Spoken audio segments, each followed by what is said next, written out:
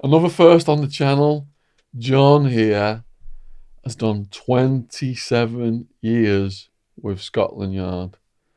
The eminent, what was he said? Benchmark of policing. The benchmark of Global policing. benchmark of policing. Global benchmark of Yeah. policing. Scotland Yard.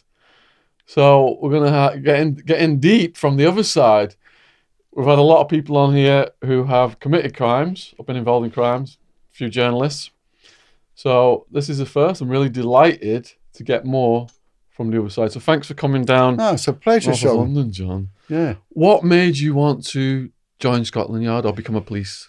Well, it was a strange one. I actually didn't want to be a police officer, to be honest, and I had a passion for swimming and diving, and the police had a diving unit. The Metropolitan Police had a diving unit, so I actually joined, and I said at my interview that I wanted to be a diver for them, and they took me on, you know.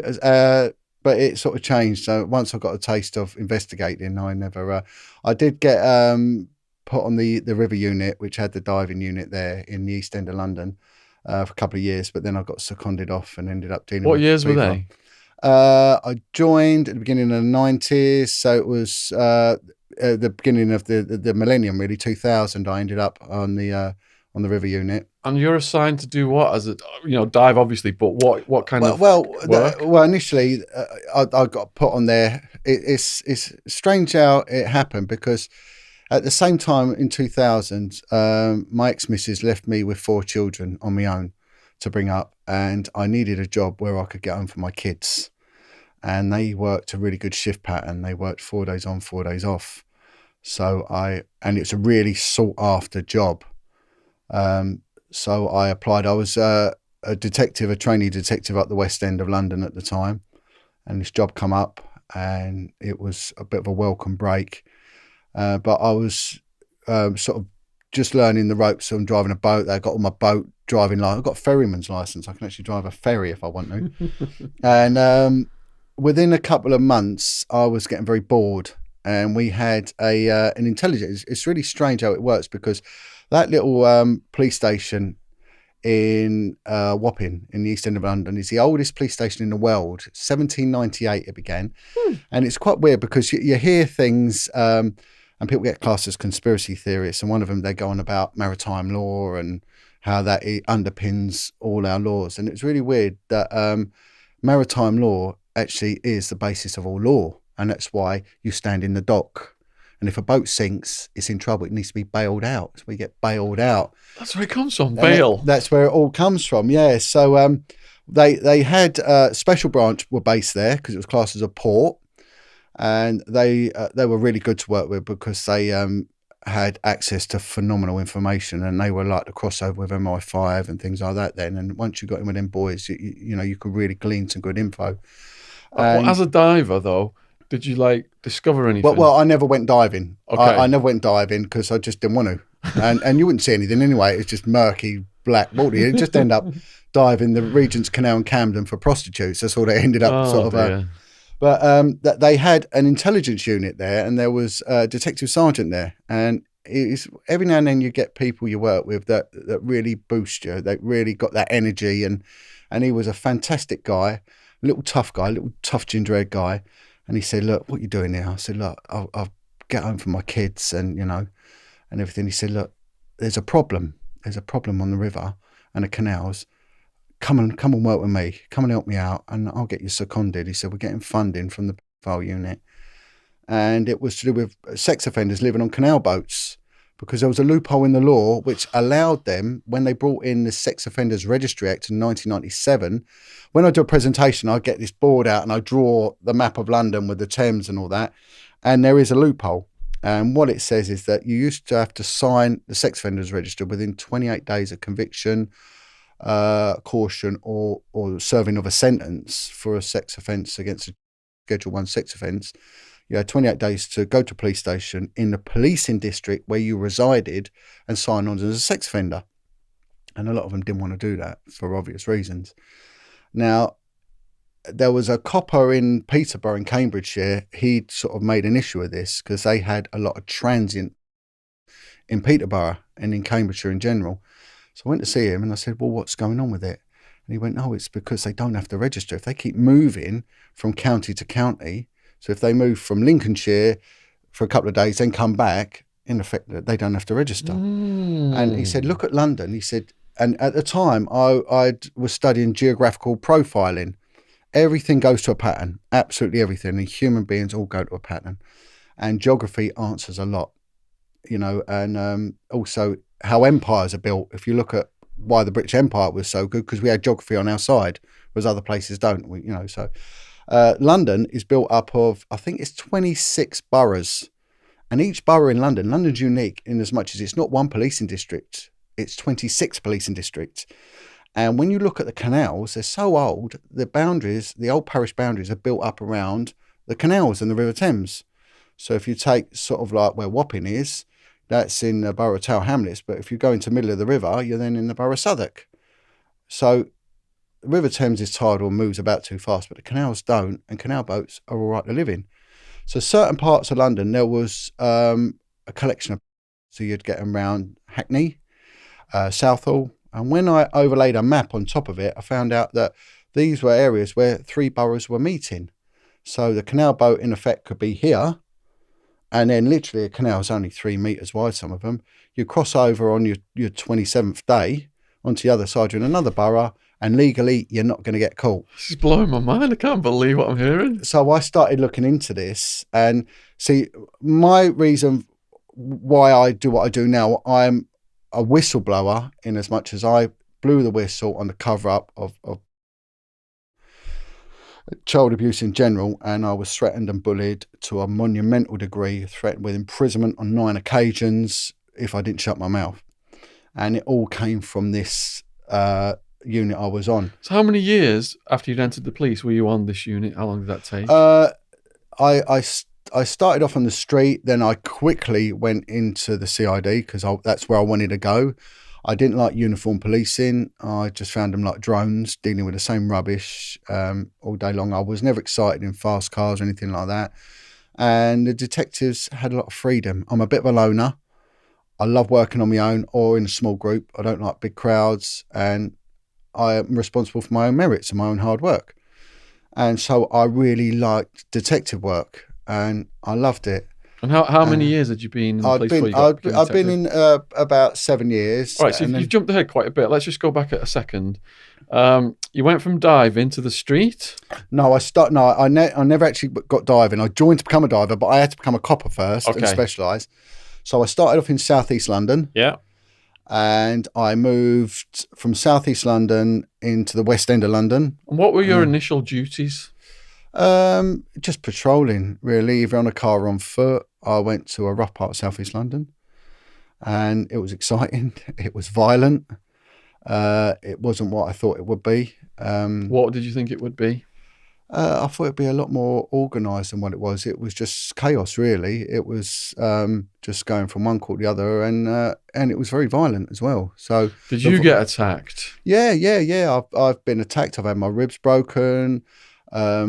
And what was the circumstances that your ribs got broken? Oh well, it's I laugh about it now, but my stepfather was a tough guy, and he was a big hard man, but he was a lovely, lovely guy, and I didn't want to tell him that I joined the police because he didn't really like the police.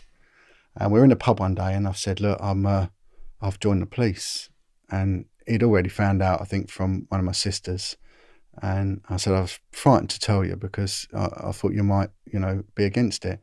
And we're in the pub, and he's got a pint in his right hand. And I said to him, I'm a bit worried because he was 6'7" and he was huge, big, strong lad. And he was always fighting. And he turned around to me, he said, look, what are you worried about? I said, what if I got to nick someone like you? I said, you're just massive, you kill me. And I was very lean back then, a very lean and quiet lad, And the next thing, he's taken the pint from his right hand, put it into his left hand. He said, listen, son, it's not what I'm going to do. It's what I'm not going to do. I think, what does that even mean? And with that, he's chinned me. He smacked me right in the chin and knocked me flying. Because I'm a dopey idiot, I had my tongue out and I bit my tongue, nearly bit my tongue off. Blood everywhere. And he picked me up. He said, oh, my God, whatever you do, don't tell your sisters and your mum I've done that. I said, why'd you do that? He said, listen.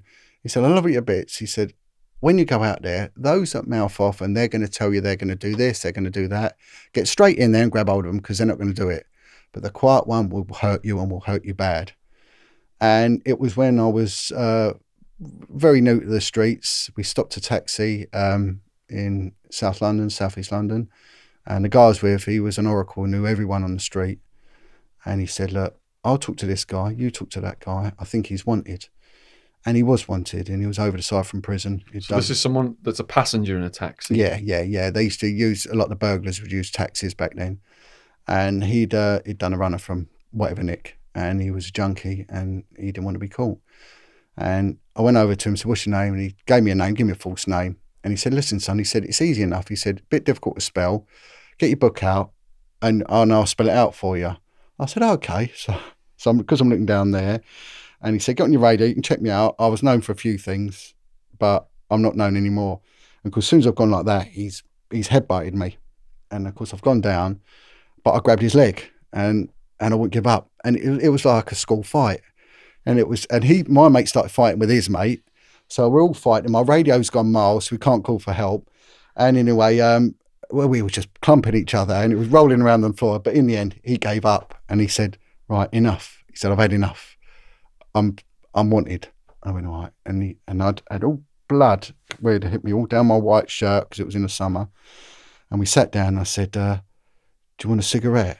He went, oh, would you, son? They called him a salmon back then, and they roll us a salmon and trout snouts. I rolled him a little fag and gave him a fag, and he shook my hand. And he said, are you new? I went, yeah. He said, well, don't let him ever change you. Don't let him ever change you, son. But there's a flip side of that when I went back to the station, it was obvious that I'd been assaulted, and the next thing I know, I was told to go and have a shower. When I come back, there was an ambulance and he was carted off. Apparently he'd tripped and had an accident in the cell. So, and so that's what went on. Nothing to do with me because I was having a shower. But anyway, so that was, but another time, someone did try and kill me, try and stab me. Ooh. And this ties in a bit with what you were saying. I was on Vice and I loved it. It was all street work and it was good. I was in King's Cross, and back then was a frontline King's Cross. And there was a lot of street prostitution, a hell of a lot of drugs, and a lot of violence. And a lad I was working with was dealing with a prostitute in an alleyway, just getting the details and everything else. And a pimp came out of nowhere. And as he's come up, he's walked towards the copper because he was all in civilian clothes. And I've seen him, and it was something out of a film. I see this glint from the light, and he's got a blade. I'm thinking, God, flipping hell. So I run up to him, and he's pulled the blade on me. So I punched him. Anyway, he's sort of gone back, jumped on him, and we're rolling around. Again, we're having a fight on the street. And I got my ribs broken. He broke my ribs and all down one side. And I managed to get him down. And then someone else came along, got him handcuffed. And I sat him down. And he was from New York. And I said, look, are you all right? You're cool? And he went, yeah. I said, are we all right now? He went, yeah. So I said, listen, he was handcuffed at the back. I said, push your handcuffs under your feet and bring them up to your front. And my mate was going, what are you doing? I went, no, it's all right. Let him do it. I said, I'm going to roll you a cigarette. So he went, okay. So I rolled him a cigarette. I gave him a cigarette. And he said, I want to tell you a story. He said, I'm from Brooklyn. He said, I was a pimp in Brooklyn. And he said, I ran girls out in Brooklyn. And one night the vice cops out there, same scenario. And he said, I went to stab one. He said, they shot me and I got 9 years in Rikers Island police station. He said, I'd do it to you at Bobby's. He said, you fight like a man and you give me a cigarette. He said, you're a class act, son. He said, whatever you say I've done. But no, I started off in Southeast London and then I got moved. There is a reason I got moved from the old protection. Someone actually tried to kill me. And I got sent to the West End. Someone tried to kill? What was that over? Tried to kill me. That was over the fact that my ex-missus' husband was in prison. I met her from that area. Was in prison for attempted murder and got released and decided to come and shoot me. So, anyway, was that a credible thing then? Yeah, it was deemed a credible threat. So they moved me to the West End. They was deliberating whether or not to sack me. So they moved me to the West End to sort of give me another chance, So I went to the West End, and I went to a police station, I went to Belgravia, and it was classed as a very quiet police station. But what I didn't realise was that it was totally under surveillance, and the back of the building, there was flats there, and they were all occupied by the corruption police, and they were viewing everyone that came in. It was the only police station back there that had swipe card access. So everyone that came in was monitored, and all the phones were monitored, and all the detectives, well, not all of them, that's a bit unfair, but all the senior experienced detectives had been moved from the flying squad and the regional crime squad because of corruption. And they were all put into one pot, and they were monitoring them. And of course they carried on their old ways, and they all got, loads of them got arrested. When you say corruption, what methods of corruption were they employing? There was a lot of money being stolen from informants. Back then, the police would get paid money and they give it to informants. And what they were doing were keeping half, giving half, keeping half. So would that encourage police to like cultivate informants just to get that money? Yeah, well, because it was a money earner, you know. I heard of one guy that actually managed to pay for sales for his yacht from money that they'd stolen. And the DI, this is how crazy it was back then. The DI, he's mentioned in a lot of books, this fella, and on police corruption. And I won't name him because this never came out, but it was common knowledge back then. What do you mean by DI? Detective Inspector. Okay. Right. He was a great big strong guy, and he would deal with everything. What he knew, which was violence, had come from the regional crime squad, the flying squad before that. And there was one of the detective sergeants, the DSs there, had screwed up on a job, and everyone had gone out for an office lunch. They used to go out to the East End for a curry, and his way of dealing with this problem was that he took the DS outside of the restaurant, punched him so hard in the face, he splintered the guy's cheekbone. The bone went into his eye and blinded him. And he fell on the floor, and he walked back in and said, no one's to pick him up. He stays there like the piece of shit he is. And the bloke ended up having to be pensioned out the police for it. But nothing was ever said. And this is what happened. But there was money being stolen from fellas that were in the drug squad, and it was mainly stealing of money. There was, I imagine the temptation, if a drug dealer's got a lot of money, they would be easy targets to take the money because, who they're going to complain to. Yeah, and it was part of the culture. I mean, what you're looking at back then when I joined, a lot of them, their training had come from the late 60s and the 70s. And it was absolutely endemic. That's how they did it. And what I was told, one of the reasons why the program The Sweeney was taken off air was political pressure, because too many coppers were copying them. One guy, on a Friday, we did the warrants. So in the CID on a Friday, someone's turn, you go and get the warrant, we'd kick a door in, get in there 6 o'clock, have an early day in the pub. Big drinking culture as well. One of the sergeants there, his thing was he went in first, and if there was a man in there, he'd just go up and he'd headbutt him. And it was, it never go on now because of cameras and everything else, but back then it did go on. So say like 6 police were assigned to raid like a drug dealer's place, and £10,000 was found in there. How would that be distributed? This is quite funny because this is the, and in no way am I saying I've had anything to do with this, but there'd be the same when you be booking property in. You go with your colleague up to the custody desk with the property, and they said, right, how much money? And you say £10,000, for example, 10,000. The sergeant go, 8,000? Are you going to book 6,000 in? We haven't got room for 4,000, so we'll book your 2,000 in, and that's at least the same all the time. But so this wasn't just isolated few police, corrupt police robbing drug dealers. This was systematic. It was. I think it changed. The 90s really changed it. Paul Condom came in, and he had a real pole shift on corruption. Unfortunately, he swept over, and there were some good coppers that were classed as corrupt that weren't corrupt. And there was one guy, and he was a fantastic copper, and he was someone I really, really looked up to. And they tried to tar him with that brush, and he wouldn't have it. And because he wouldn't play ball, the corruption police stitched him up.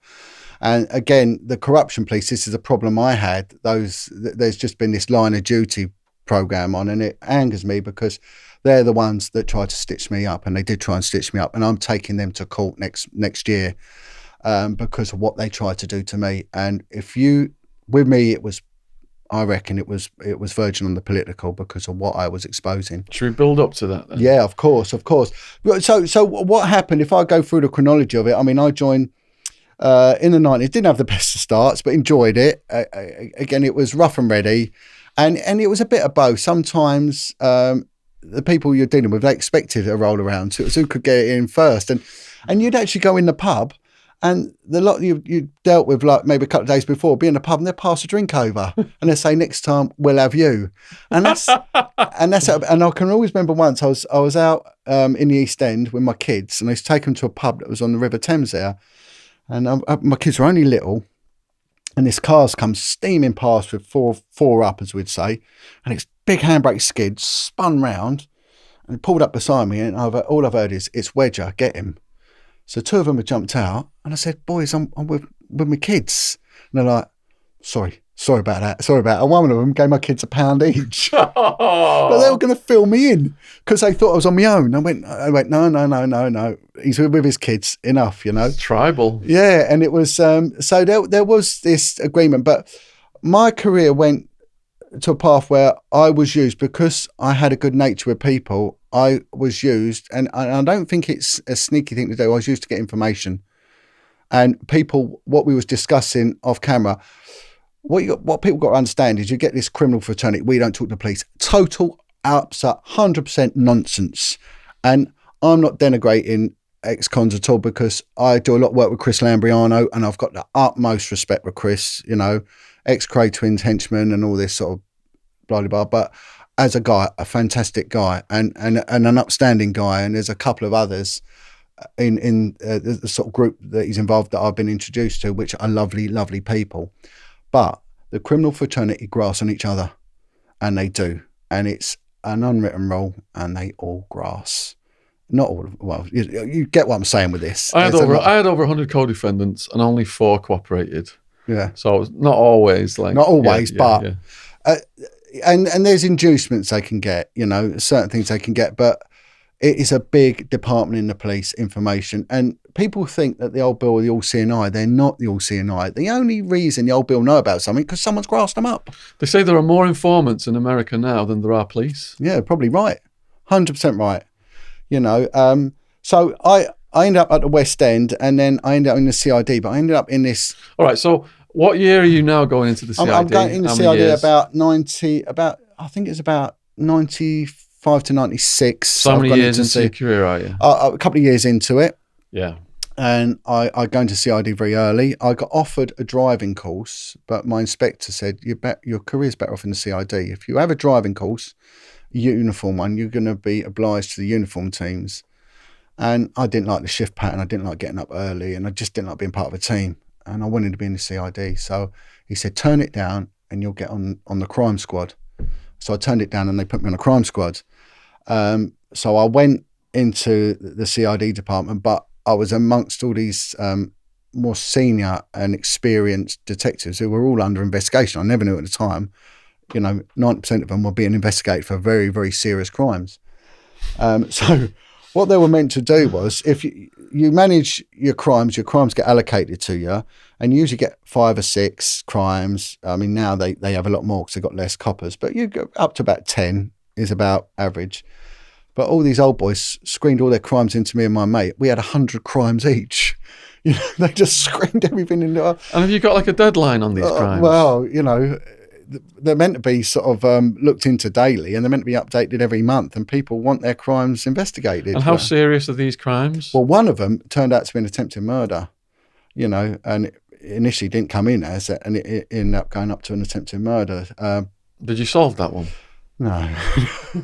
It did get solved, but me and my pal didn't, unfortunately. But from there, then I ended up, we're moving now towards the 2000s. I had a good time. I enjoyed it, and I really did like it. But I had a young family, and I had an ex-missus who had a lot of problems, a lot of self-induced problems, and she just ran off. one day, leaving me with one infant child, one toddler, and two older kids. And so then this job come up, and I took that, and then I started looking into the. And what happened was that the unit had got information from a prison. Again, had got information from the prison that in order to get away with being released and not becoming a registered sex offender, what you got to do is you've got to get a canal boat, and if you get one in London, they ain't going to touch you. And from the reasons I've explained, but also the canals are on the edge of nowhere, and kids like boats. And what do they do with special needs respite? They take them on boat trips. I mean, we had one of our that we was watching. He'd got himself on a boat that would take kids day outs from Camden to the zoo, and he was put in charge of toilet duties. I mean, you couldn't make it up. So what the file unit said to me, look, we're going to get you seconded to us, right? We're going to sponsor you. We've got 2 sex offenders. We think there's probably another couple. If you can find another couple in the next couple of months, brilliant. We'll keep this going, and it will then come under the national. It wasn't the National Crime Squad. It was the National Intelligence. Oh, so it'll come to me in a minute. Anyway, it's a big collective policing intelligence thing. Anyway, in the first month, I found 90. 90? 90, yeah. What was your technique to get that many? Well, it was quite easy, to be honest. What we found was that it was an alternative community back then. Now it's trendy to live on a boat, and with house prices, British Waterways are the biggest landowner in the country. And what they call riparian, if any land is on the water, you get 30% more back on it than if it's landlocked. So anything river-based or canal-based gets good money.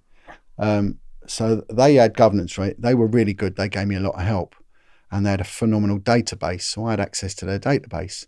But there's no duty for anyone to register a boat in their name. So there's people registering in the name of Donald Duck and all this. And they all hated the old bill because they like to smoke a bit of cannabis. So instantly they hate the old bill. And you've got quite a few of the sort of pseudo middle classy lot living on there, and you're the Babylon and all this nonsense. So what I did was I used to they had these, excuse the term, but they had these cruising clubs, and they were like these little hubs, like little scout huts along the canal where all the boaties could meet and have a little social club. So I'd hold little talks in there on crime prevention. And the angle I did it was say, is anyone had, and the main problems they had were people throwing stones at boats and nicking their bikes. So I said, look, if you've got problems with the youth throwing stones, I can get a few of the lads there and we can stop them doing that, chucking the stones from the tall flats and everything else. And also we'll start up a bike marking scheme. I had absolutely no interest in all that stuff anyway, but what it did was it got them on board. And I say, I'm not bothered about your cannabis. I really couldn't care less, and all that. And people started coming on board. So I said, in order to do it, let's have a collective database. Give us your names and address, your names and dates of births. We'll put you all on there and we can have a little feedback. And I did a couple of proactive operations with kids lobbing stones just to placate them. But my reason for doing it was I got their names and dates of birth. And that's how I found out they were.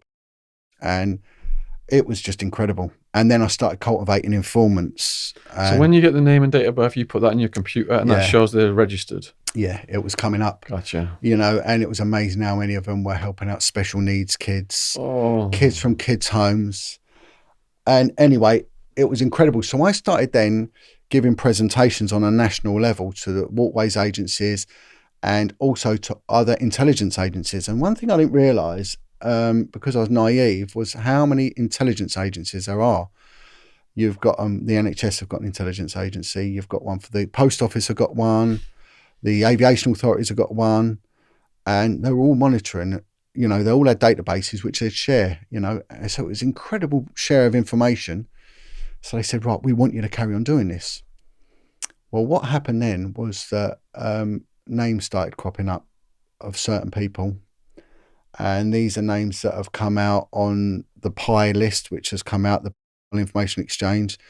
They were involved in boats mainly around the Richmond area, and they've come out just sort of subsequently in the press I think linked to people like and things like this. These names started cropping up, and that was it. It got shut down. And I came into work one day, and my chief inspector said, "Ever so sorry, but your secondment's finished." I went, "Well, no, it hasn't. I've been promised that I'm here, and I built my life around it, my schedule around it, and and everything." And he said, "No, it's come to an end." And I said, "Oh, come on, be fair." And he went, "Look, it's come from high up, John. It's come from high up. There's nothing I or anyone can do about it. We're grateful. We can never thank you enough for what you've done. But unfortunately, these things happen." Right? Now, the strange thing is, there was a very, when I say senior inexperienced detective from the unit that was working with me. And he said, "John, this happens all the time." And he said, and said the name of an MP. "We've had him twice, this MP, prominent Tory MP. You're allowed to say that name? Well, he is dead. What his initials are, I'll leave it at that. Anyway, so twice that that they had him, and on both occasions the plug was pulled. And he said, "It will happen again, and it will happen to you." And sure enough, it did happen to me. So this was the first time I realised a so-called conspiracy exists, and it comes from high up. All the time it comes from high up. But I was doing good work for the first time. I was really believing in what I was doing. And I can always remember a few years before, I was in the custody suite in Woolwich Police Station, and there was a lot of heroin and crack cocaine about in the early 90s in London. It was really pretty much bringing London to its knees back then. And what I used to do, if I was ever on jailer duties, I used to always take people out for a fag, and I'd always get my cup of tea. I was always good to people, And I remember one guy, he was a little bit older than me, and he was banging trouble with heroin. And I said, "Tell me about it. What's it all about?" And he said to me, "Mate," he said, "if you'd have had my life, you'd be on it." I went, "Well, what's gone so badly wrong you're on it?" And he went, "I was in a care home, and I was raped, and I can't cope with it, and this is what I've done. I've done this and I've done that. Now I'm on the heroin, and it's a vicious cycle." And it was at that point, it was a poignant time in my career. And I thought, there's something in this, And then when I started doing this work, I realised, my God, what's going on? Then I realised the cover-up started happening. And I wanted to carry on working with the children, because for the first time I realised I'm actually going to make a difference. The other stuff, you're just chasing the tail. And it's like an author said to me, an ex-copper who's written a book, and he said, "All the old Bill ever do is pick low-hanging fruit." And I think, yeah, they're damn right. And it's only as we'll go on, as I'll explain how this happens. So I said to my boss, I can't work here no more. I'm off. He said, "Well," and I was promised any job I wanted. He said, "Any job you wanted, you'll have it. I know you got, your domestic issue and all that." And I said, "I want to carry on working with the kids." And a job had come up at that point on the Vice unit. And it was quite difficult to get in. And it was classed as an elite team. This is where you get the Scotland Yard squads all come out, the specialist operations, and they all come out of Scotland Yard. So, but we was based at Charing Cross, and I got it. And I went along for the interview, did well, and got the job.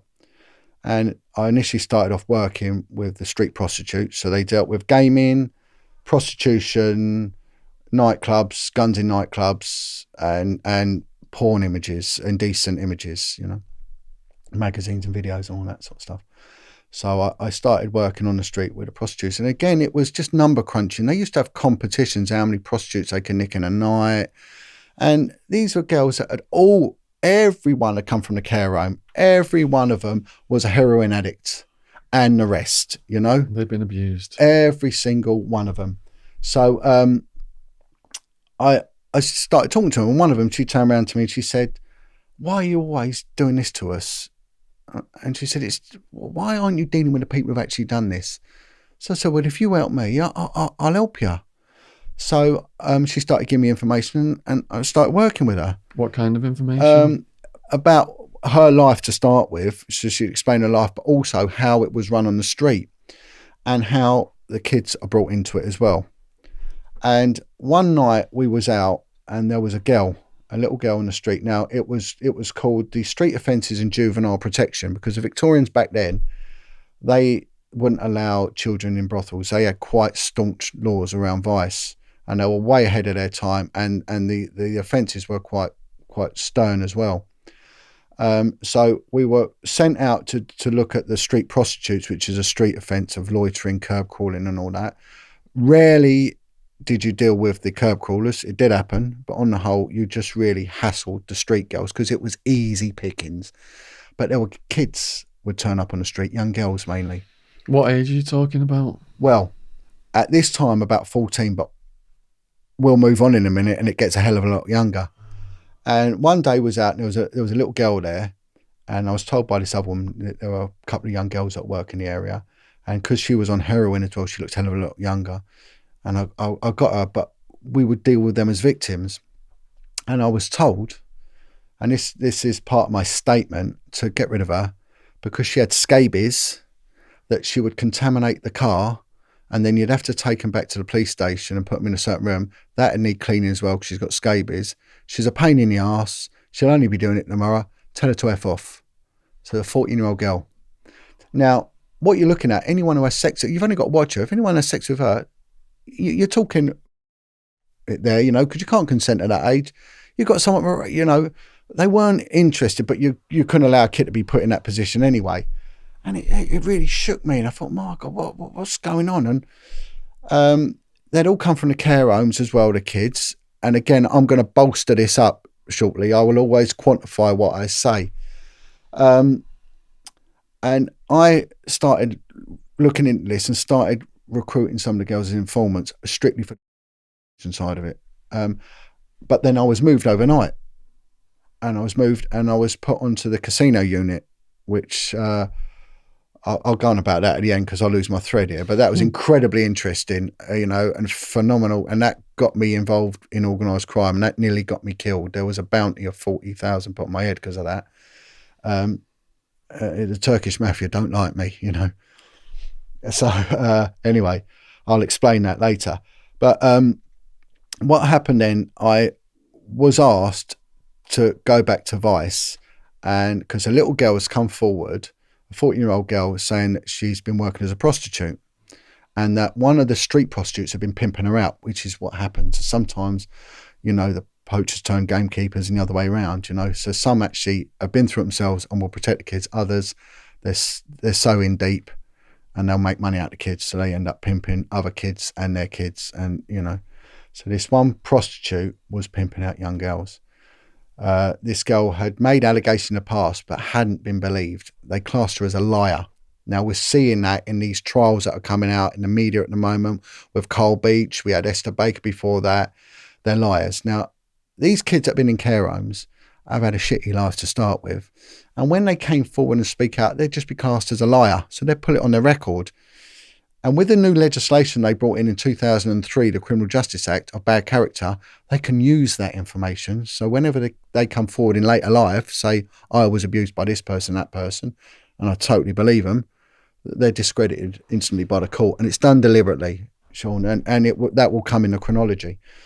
Anyway, I went up to this kid's home in Cambridgeshire, and I sat down with this little girl, and she was a bit of a horror.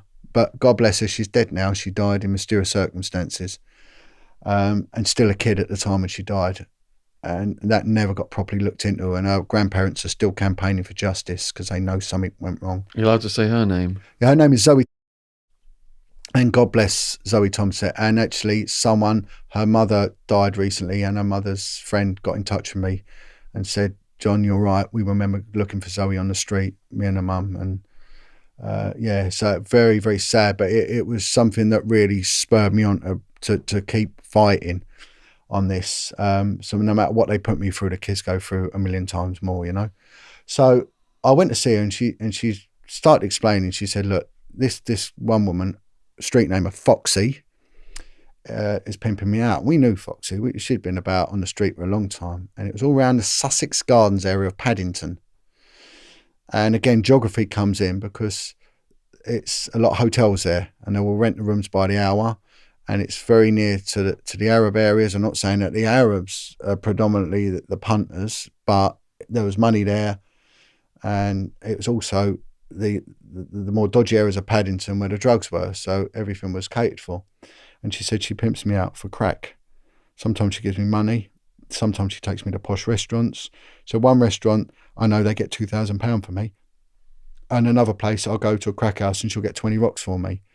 And she gives me some of the rocks, and she was a little crackhead herself. And she said, but she gets me to get my friends involved. And one of my friends is involved, and I'll give you her name, and I'll tell you of others. So she started working with us as a victim, not as an informant. She was a victim, and she was treated as a victim, and she was treated very well by us. Unfortunately, the system failed her miserably. And then she started introducing me to other girls and other girls and other girls and other girls. And there was one girl, and this girl was a traveller. She was 9 years old when it was happening, 9 years old at the relevant time. And it was just horrific. And it was everywhere. Now, there was a judge that was involved. And this judge was involved with this girl, Foxy. And there was, we never got the name, but there was rumours of a senior police officer. There was someone that was high up in the BBC in the arts and music department. And the venues, they would range from upmarket, Curzon Street, Mayfair restaurants, which are the top echelons of that sort of scene. Was Jimmy Savile active around this time? Well, Jimmy Savile was active until the day he died, wasn't he? But it was massive. But there was a barrister involved. Oh, it was going mad, it was going, and in the end, we were dozens and dozens of kids. They were coming forward by the day. It was hemorrhaging. Anyway, a social worker got in touch with me, and the social worker was down in the Croydon area, and we'd spiralled out of central London by this time, and we started going everywhere. And Croydon was another big hub, Southall and the East End. It was, honestly, it was just mad. So this girl from Southall, a social worker, said, John, we've been going to your unit for 10 years. For the last decade, we've been pleading with you. She said, we've got girls that are turning up, young girls, kids.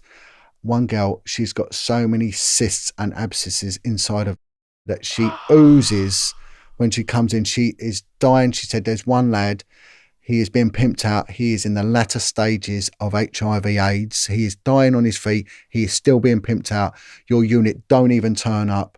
She said, you've got to help us. You have to help us.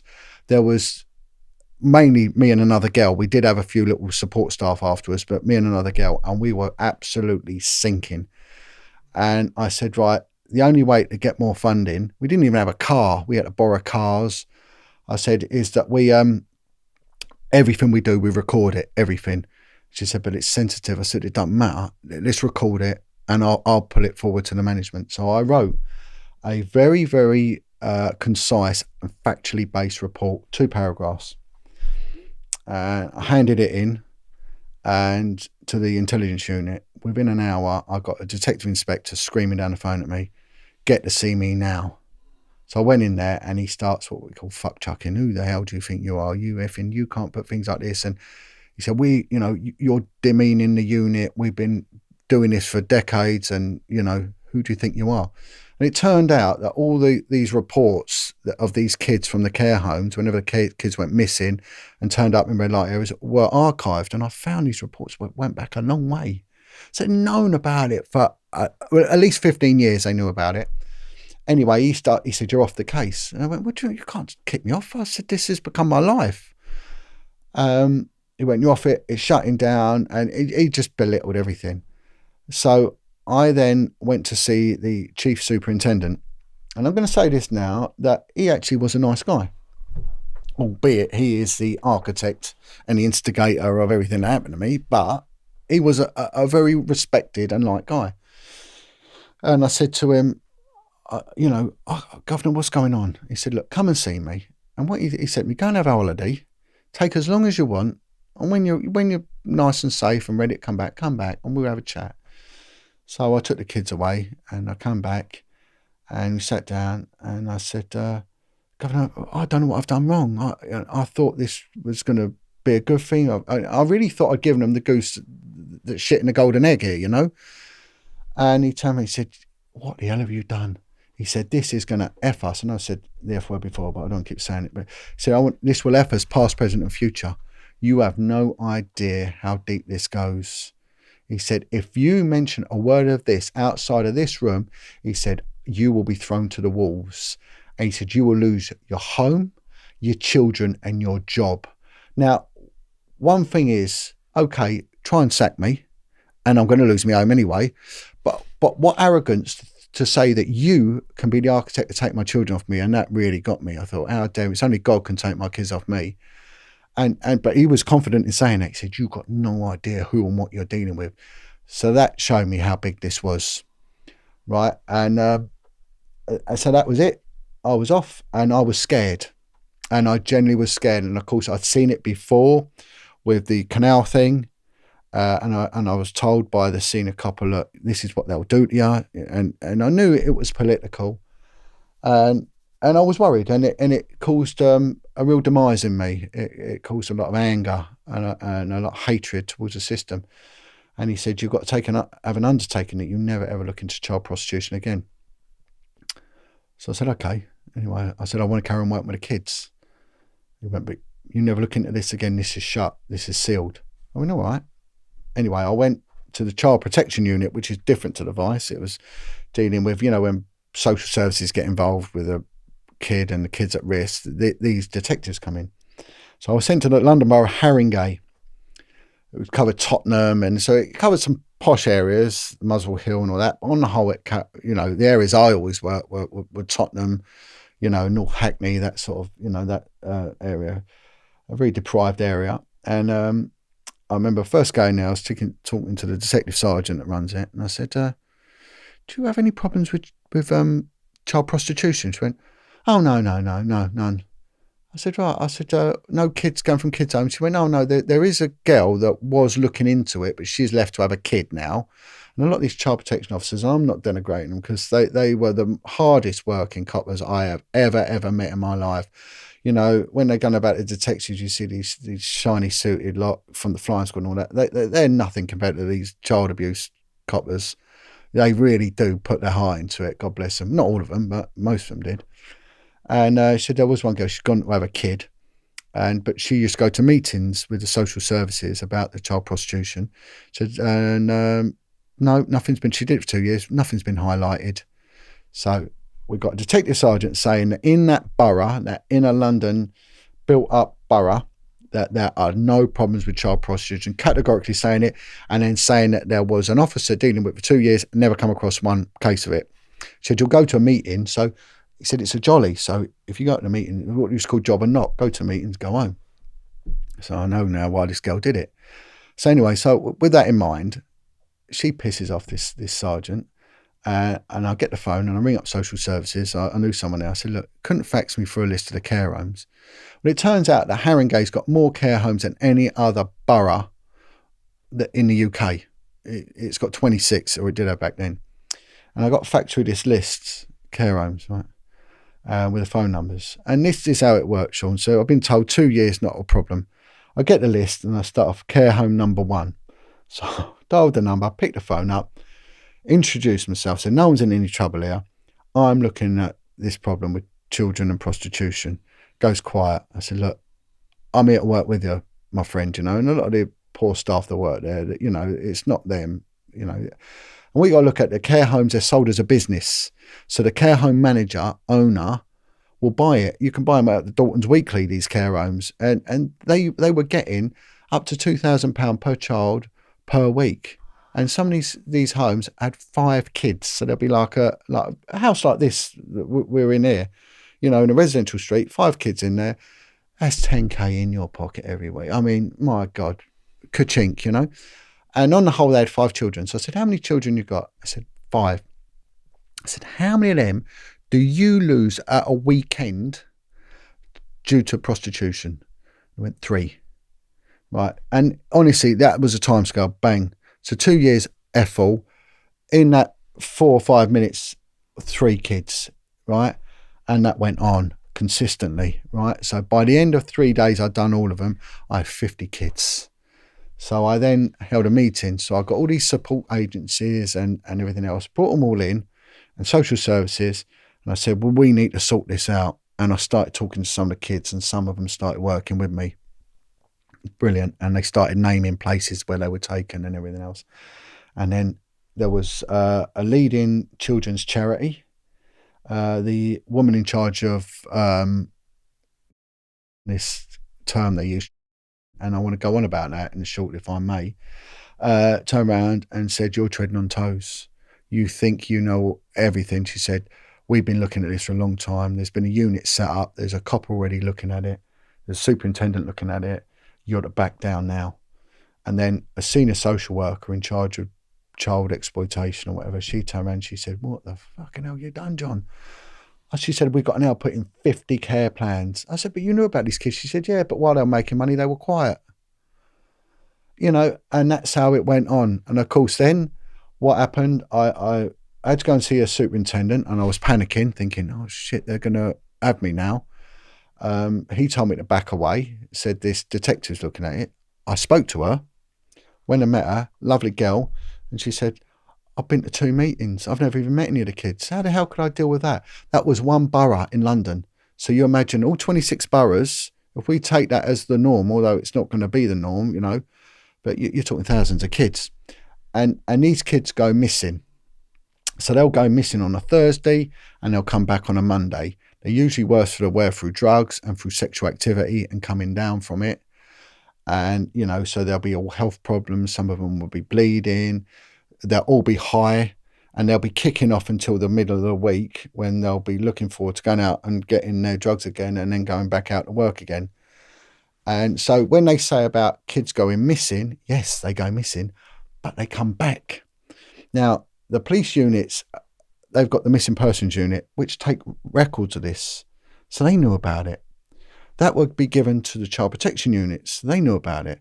And if it was prostitution, it'd be given to the vice unit as well. Yet none of them were talking to each other. The vice unit wouldn't come to the meetings. The missing person team did, but they said, we're desk jockeys, we're desk bound. What do we do about it? So they knew about these kids, these failings, and did nothing. And all the time money was being made, money. And then, of course, when you look at these kids that are involved in it, girls and boys, they will just start getting involved in crime because there'll be antisocial behaviour, there'll be a lot of violence because there's a lot of anger, you know, and then that will lead to the Class A drug addiction, which then goes way to the prostitution, to the street prostitution, to the shoplifting, the robberies and everything else. And then when you look at these kids, these are kids that aren't getting educated. So we go on about, you know, the angle you come from, Sean, and I've watched your stuff, and we got illiteracy rates of up to 80% in some prisons. You know, we've got kids, people in prison, the majority are coming from abused backgrounds, not all of them, but they are. So really, I was right in what I was looking at. Now, I wasn't the first, and many have looked at this, but we all get shut up. We all get shut up. Now, of course, lo and behold, I moved, and I'm sent now over to the west side of London, you know, and this keeps happening and keeps happening. And in the end, I did blow the whistle officially, and I had already done it, but then I made allegations of corruption, and I made sure my youngest was a little bit older and they couldn't really take my kids off me because I knew that they'd come for me.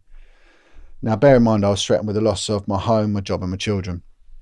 I made allegations of corruption against senior officers, saying they'd deliberately covered it up.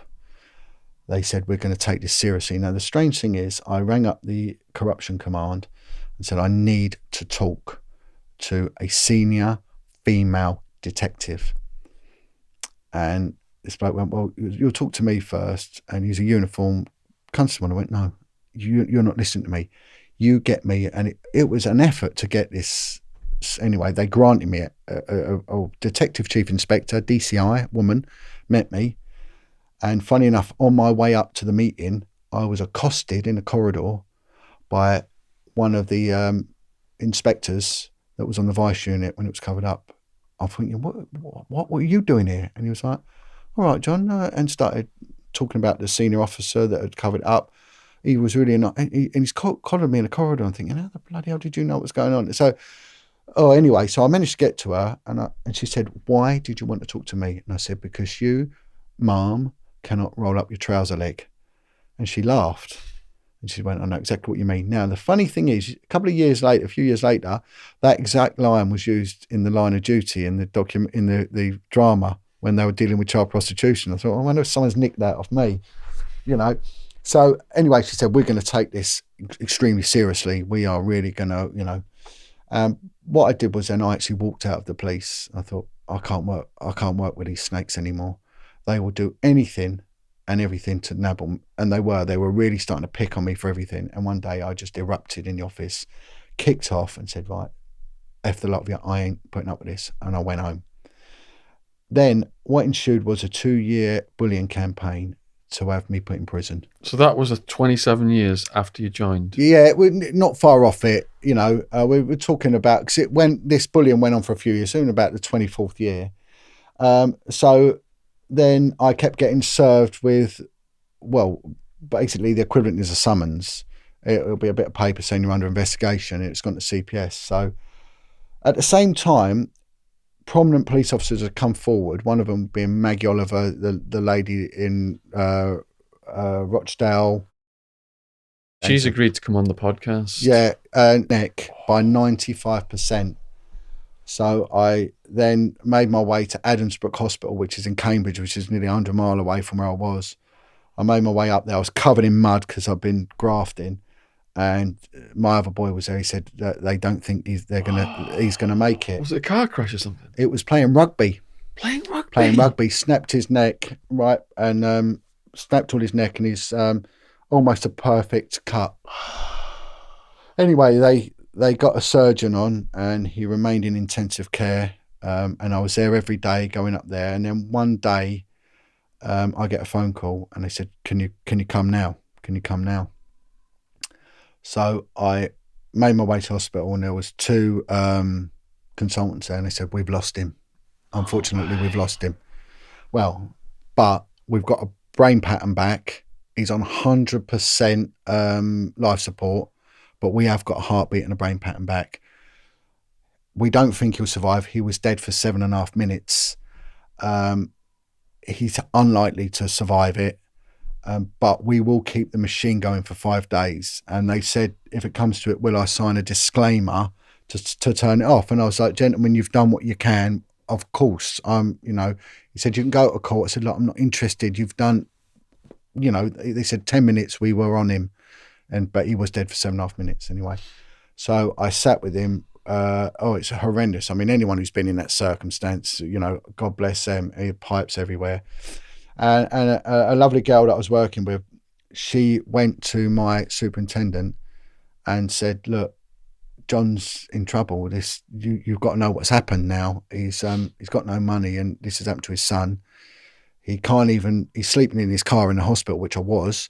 I actually become a blood donor because I got free sandwiches and I could use their parking space, you know, and that's, and so I was getting free biscuits and sandwiches, and, you know, because I had my blood donor badge and things. So I was doing that. So anyway, on the 3rd day, he moved and he woke up. And I said, listen, T, I said, just move your legs. Just move your legs. So he flipped his feet a little bit, grabbed my hand, and I said, son, I love you. And he couldn't talk because he was... Anyway, I've gone home. And when I get home, this girl at my work's gone to my superintendent, right? Fair enough, and told her what's going on. I get home. There's 2 detectives there waiting from Hertfordshire Police. The Met Police have sent them there.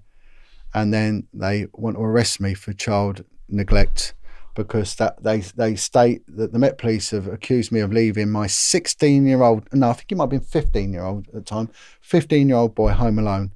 I said, I've been with my dying son. And bear in mind, my 26-year-old son was there anyway. And I said to this couple, I said, you've got to be taking the piss. Seriously. I said, let me tell you my story before you do anything. They searched my house, they searched my fridge, and they actually interviewed my son. And then I said, look, listen, let me tell you. And by this time I just had enough. And he said, the Met Police told us that you'd left your son home alone. He said, we've been lied to and you've been stitched up, son. So bear in mind what was said to me by this chief superintendent. You're going to lose your job. Well, I'm looking at going to prison. You're going to lose your home. You're going to lose your children. So this is what these bastards do. So if they can do it, you know, when you're saying about you know, gangsters. And I was talking with Chris Lambriano, who says about what Nipper Reed done and things like that. And I said, well, they done it to me. They will stop at nothing to silence you, because the key to all of this, the key to all the shite in society, and I mean this in the most respectful way, is child abuse.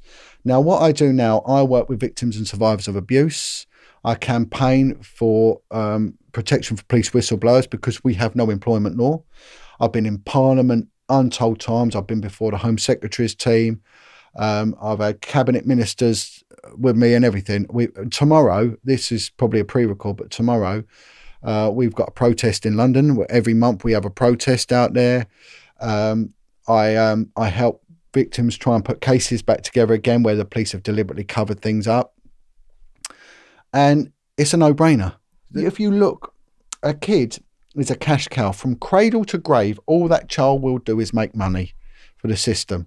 They will make money through the family courts, which are closed courts, right? They then go through to the juvenile courts where they make money out of the kid then. What do you mean they make money out of them in the courts? Well, by representing the kids in domestic cases and all the legal fees and legal stuff. fees, child protection cases, creating and all that, yeah. work for the lawyers, judges. And then if you take the kids home that is making $2,000 a week, these barristers are just about 450 quid a week. I've seen the bills come through, and I've seen them because I spent most of the detectives' work is in Crown Court, and you do a lot in chambers with the barristers.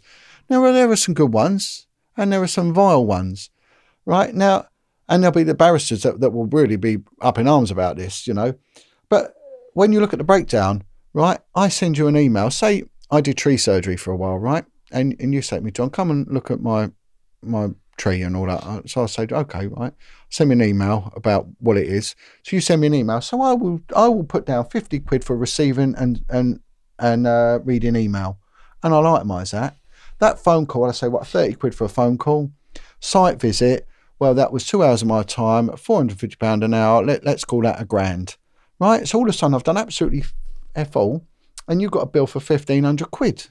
Now imagine if that was the case, you'd go to the police, the watchdog, and it would be wrong. It's morally wrong, and it's just wrong. So that's taxpayers' money getting siphoned. Well, exactly, but they can do it, and it's classed as business. You know, and then of course they're part of a tax avoidance. What do they call it? Not tax. There's two tax avoidance. One's tax avoidance. One is tax evasion. Yeah. So we do tax evasion. They do tax avoidance, and it's legally allowed. And it's criminal. And you know, so if we go back to this kid, right?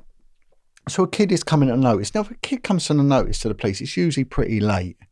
You know, there's something bad gone in. And if you don't catch that kid early, there's a lot of etched in damage going on now.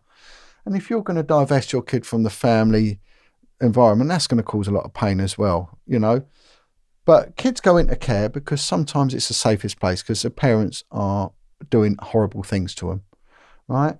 But there's a lot of trauma. And if they go into kids' home and then that kid's home is making a lot of money, and they're also then, back then they would have been abusing them, but now they're not protecting them. They're just letting them get abused, right?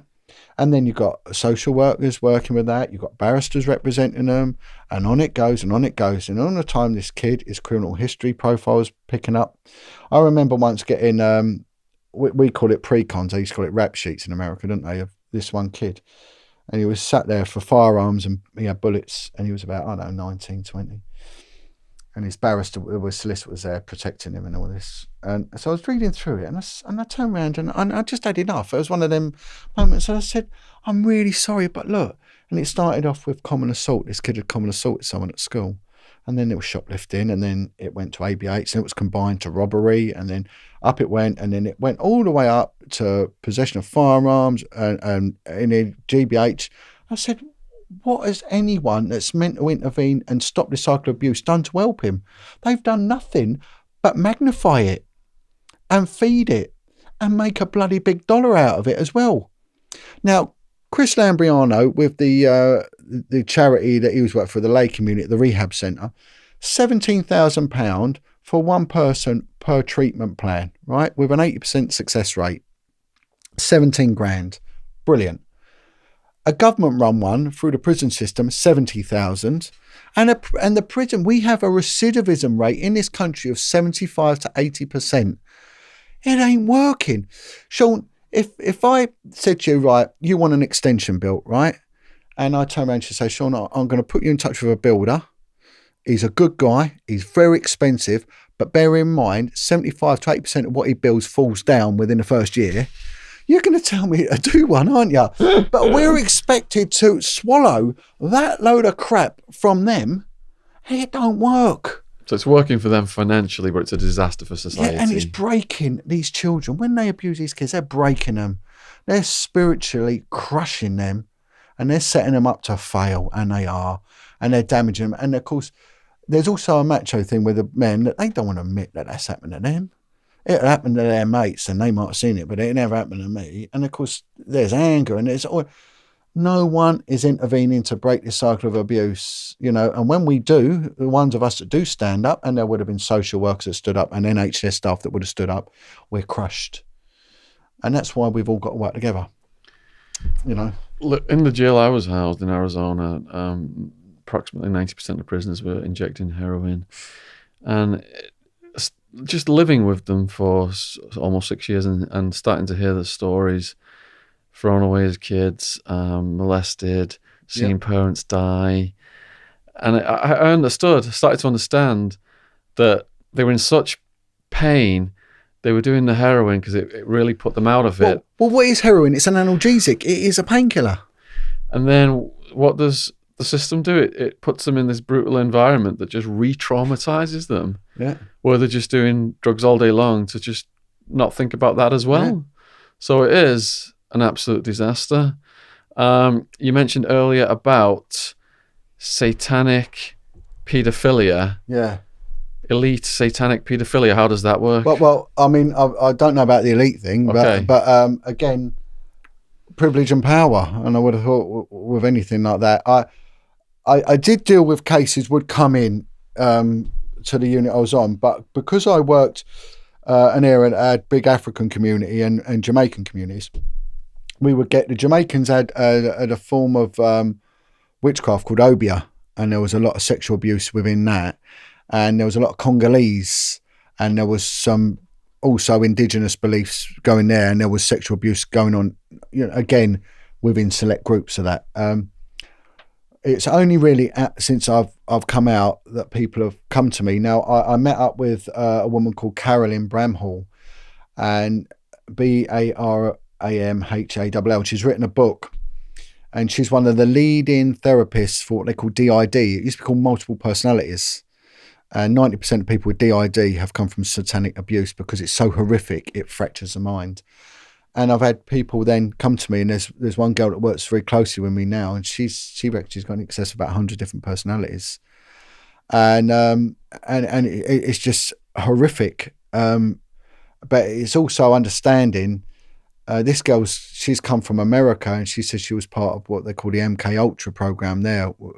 And it's a mind dealing with the problem, and now it fragments and shuts itself down, and it gives itself an identity. So one of our characters called Icy, and I went, well, is that something to do with water? And she went, yeah, it's obviously that freezing water was used, in one of them.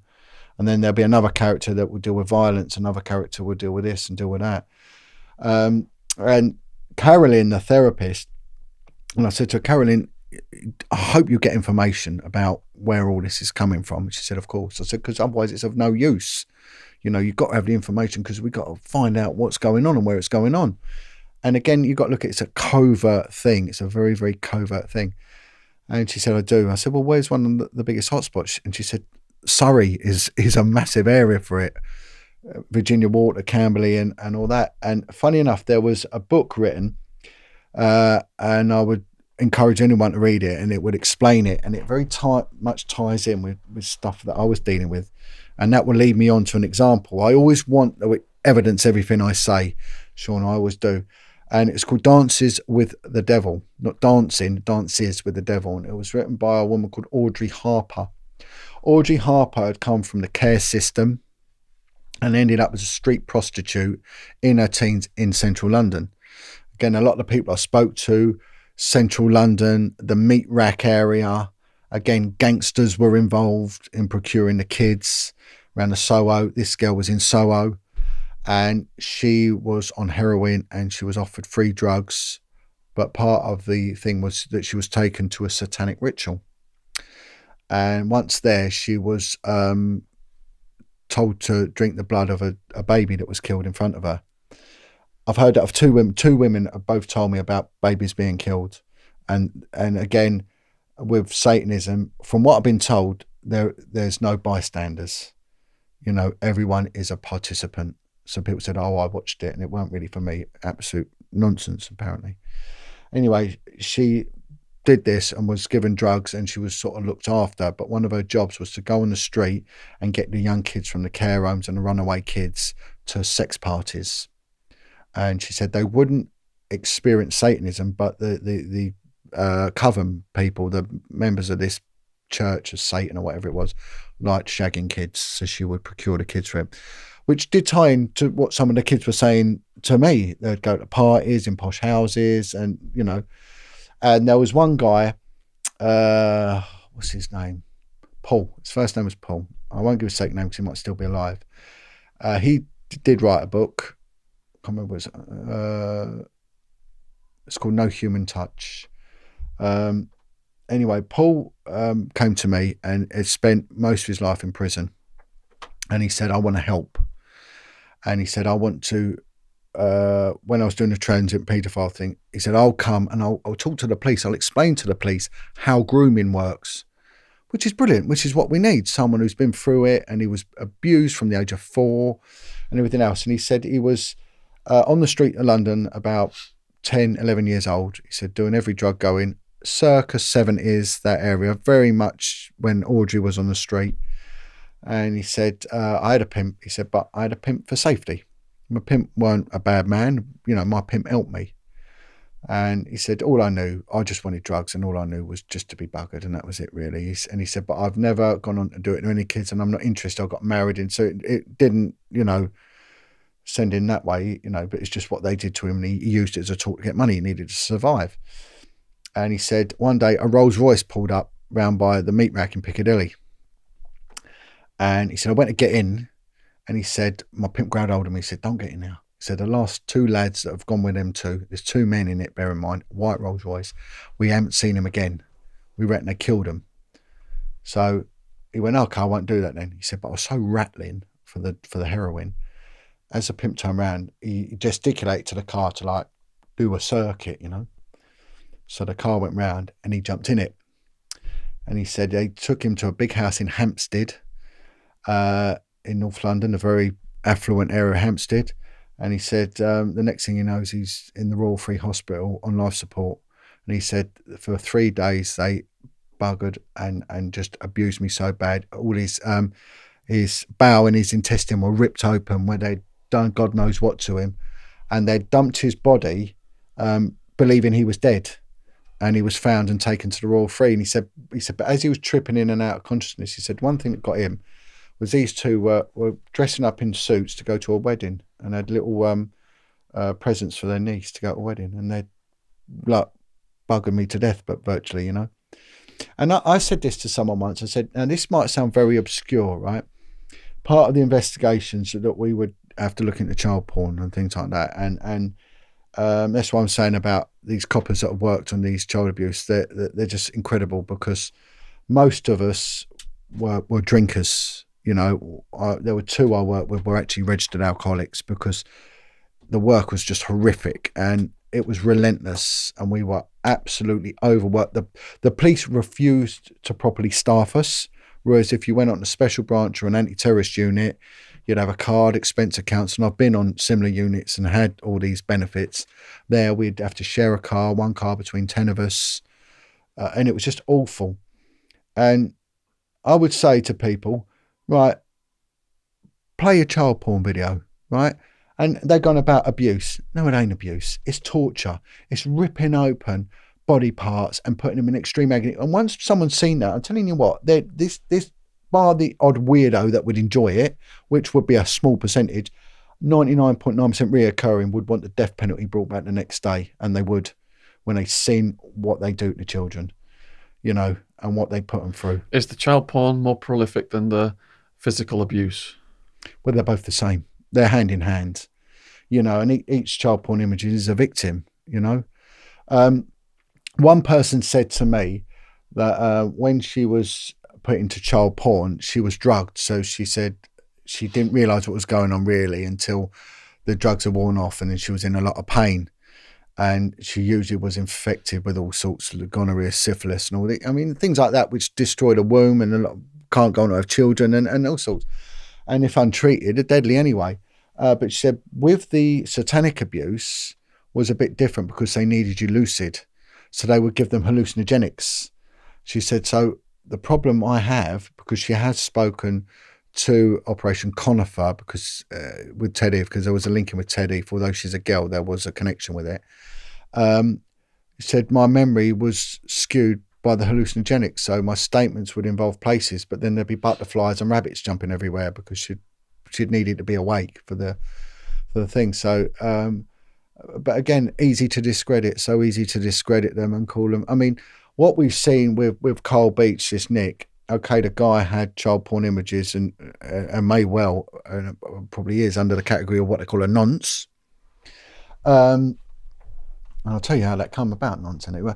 However, the case when we had with Zoe, a lot of the people that gave statements or witnesses were crackheads, heroin addicts and prostitutes. They called it herding cats. It was one of the hardest ways to get witnesses to a court. But we did it. And people actually said, I have lived this life. However, seeing a child in a crack house making to do this and to do that is wrong, and I'm not having it. So you can win. And there is a way of doing it, and you just got to be very resolute and a stalwart in what you do. But what they've done is they've just concentrated on him being a fantasist and everything else, and really sort of sidetracked what he's gone. And now what you're seeing is people like Daniel Janner, which is Lord Janner's son, coming forward and saying we've got to stop these people from coming forward. So virtually saying that anyone who comes forward now has to be treated as a liar.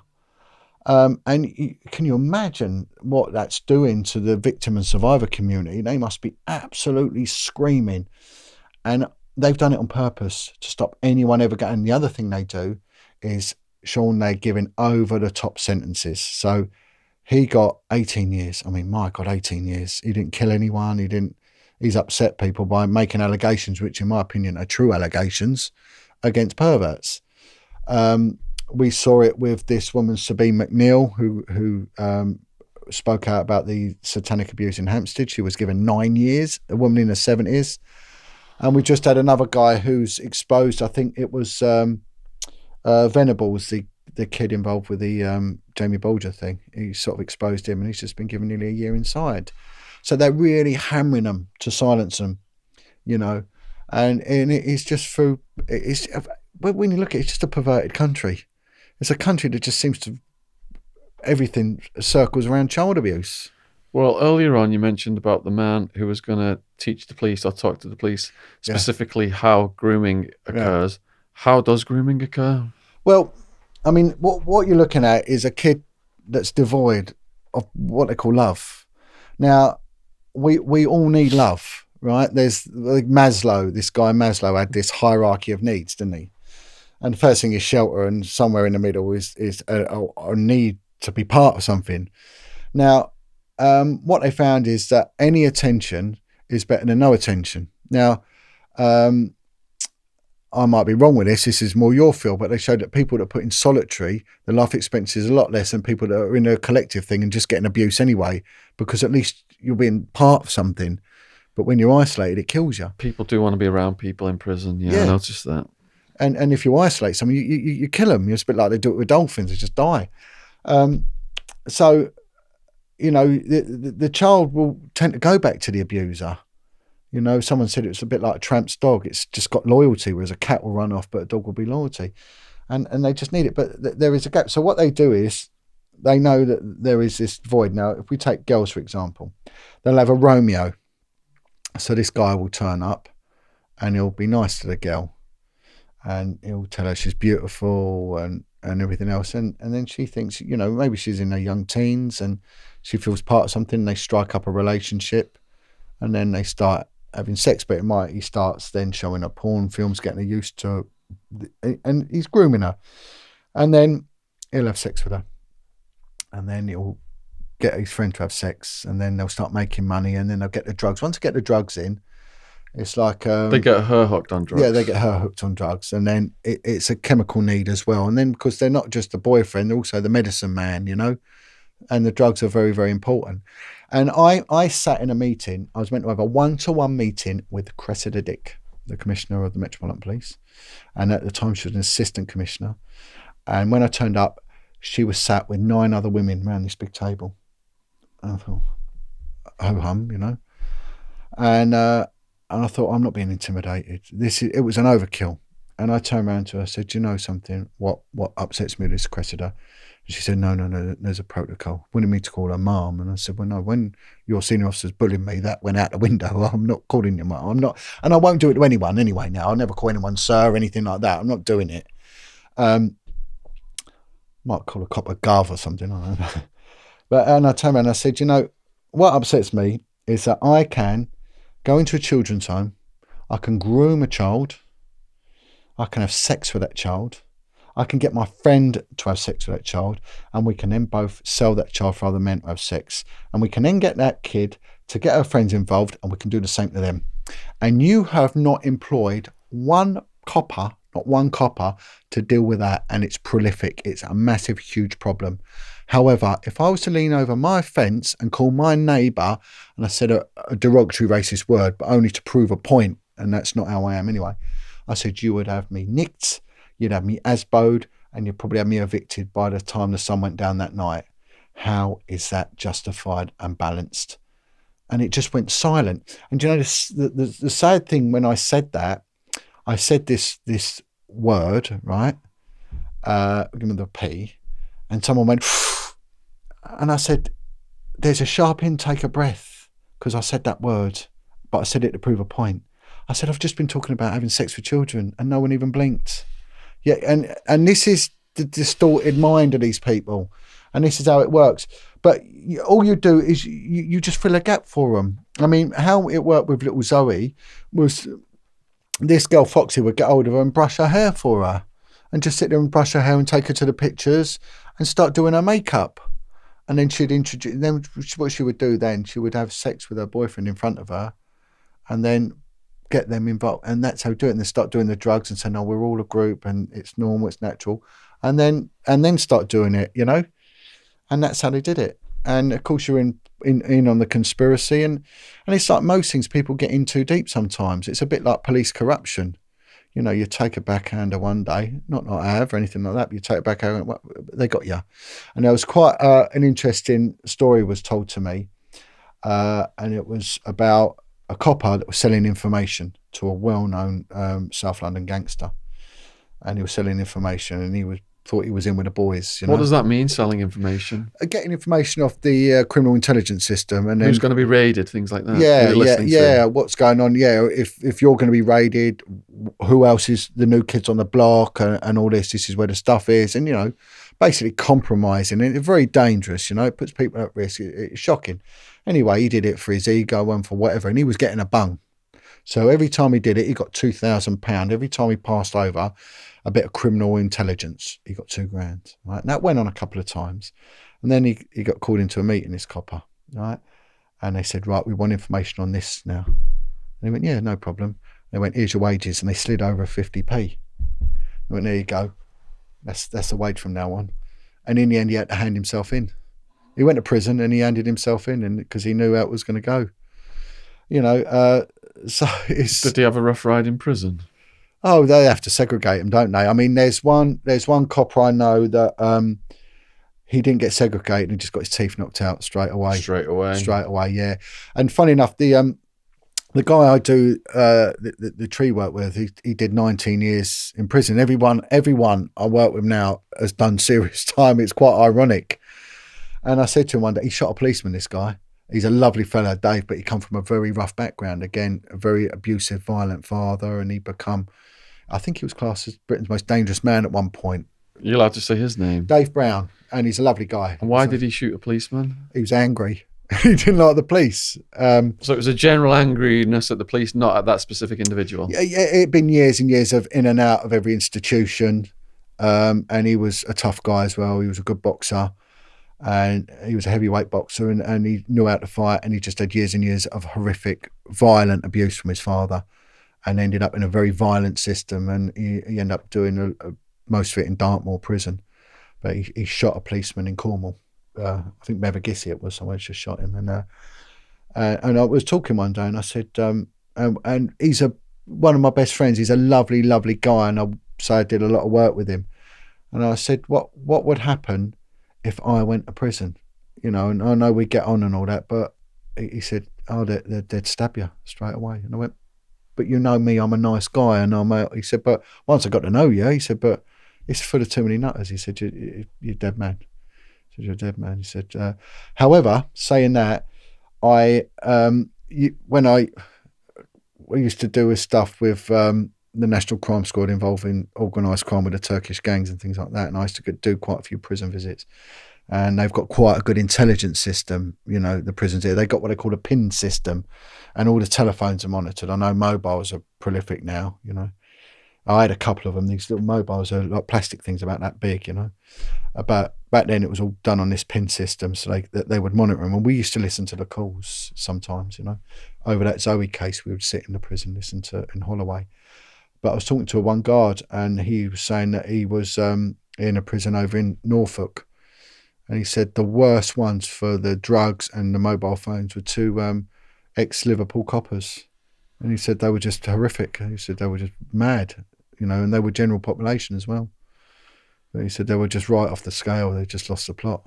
Is that because as well, the financial motivation? If you're a policeman or woman, you can allow some dealers to deal and bust some others.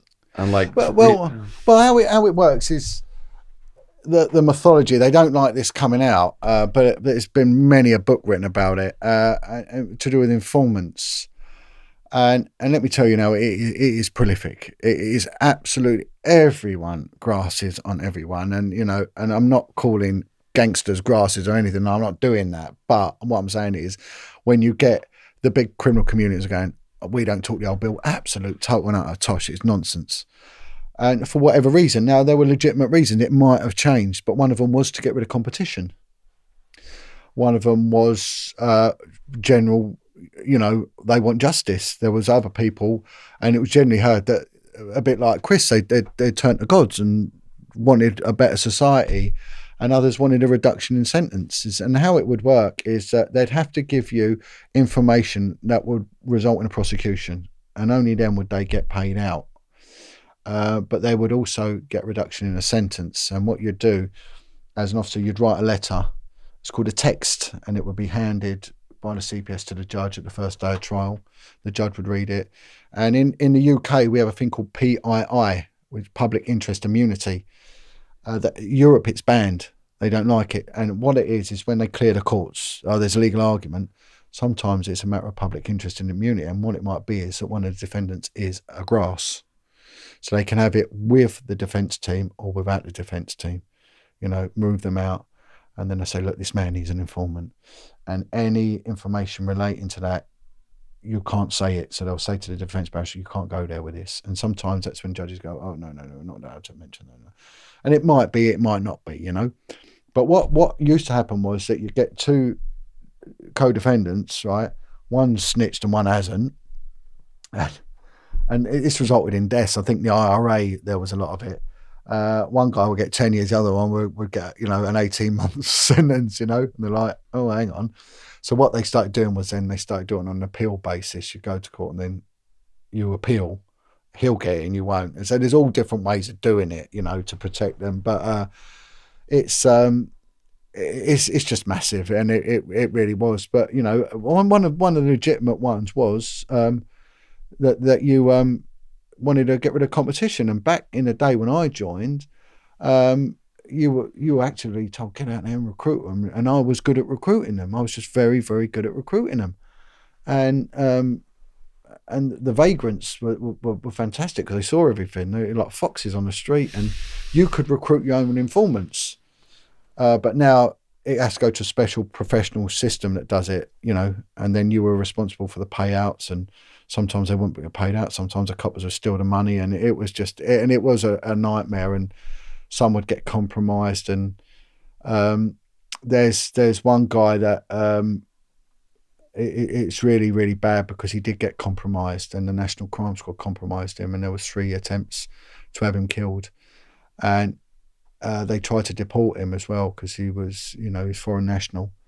And I actually went to his deportation hearing and gave evidence on his behalf to say they did compromise him, and they were denying any knowledge of it, and they tried to sack me for that as well.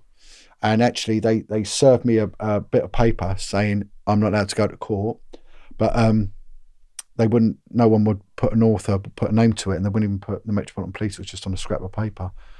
It was perverting the course of justice.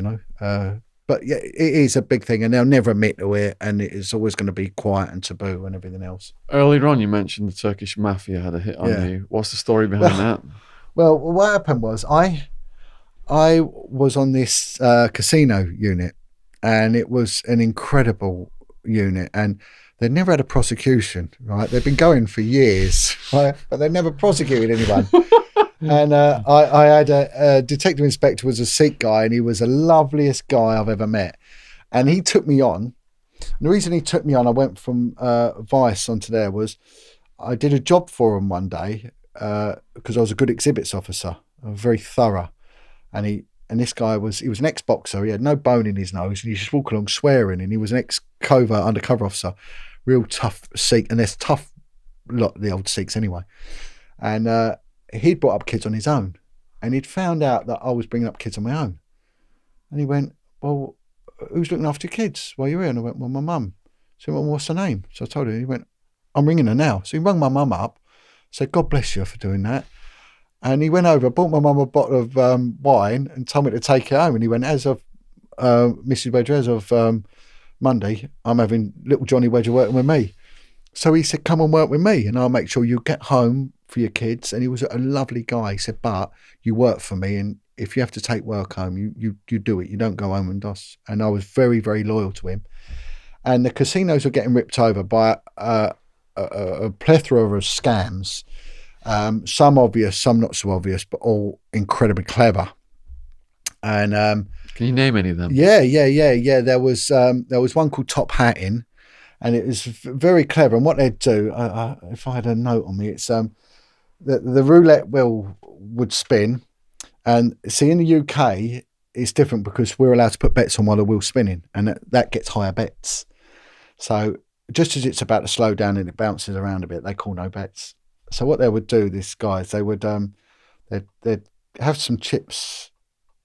So they'd get the table chips. You've got the money chips. You've got table chips. So they'd nick them from other tables, or certain casinos. They knew that these chips they would use. There's slight variations. So there was about 15 different types. So they'd nick one of each, or a collection of each, and go around the country and working out what tables have got which one.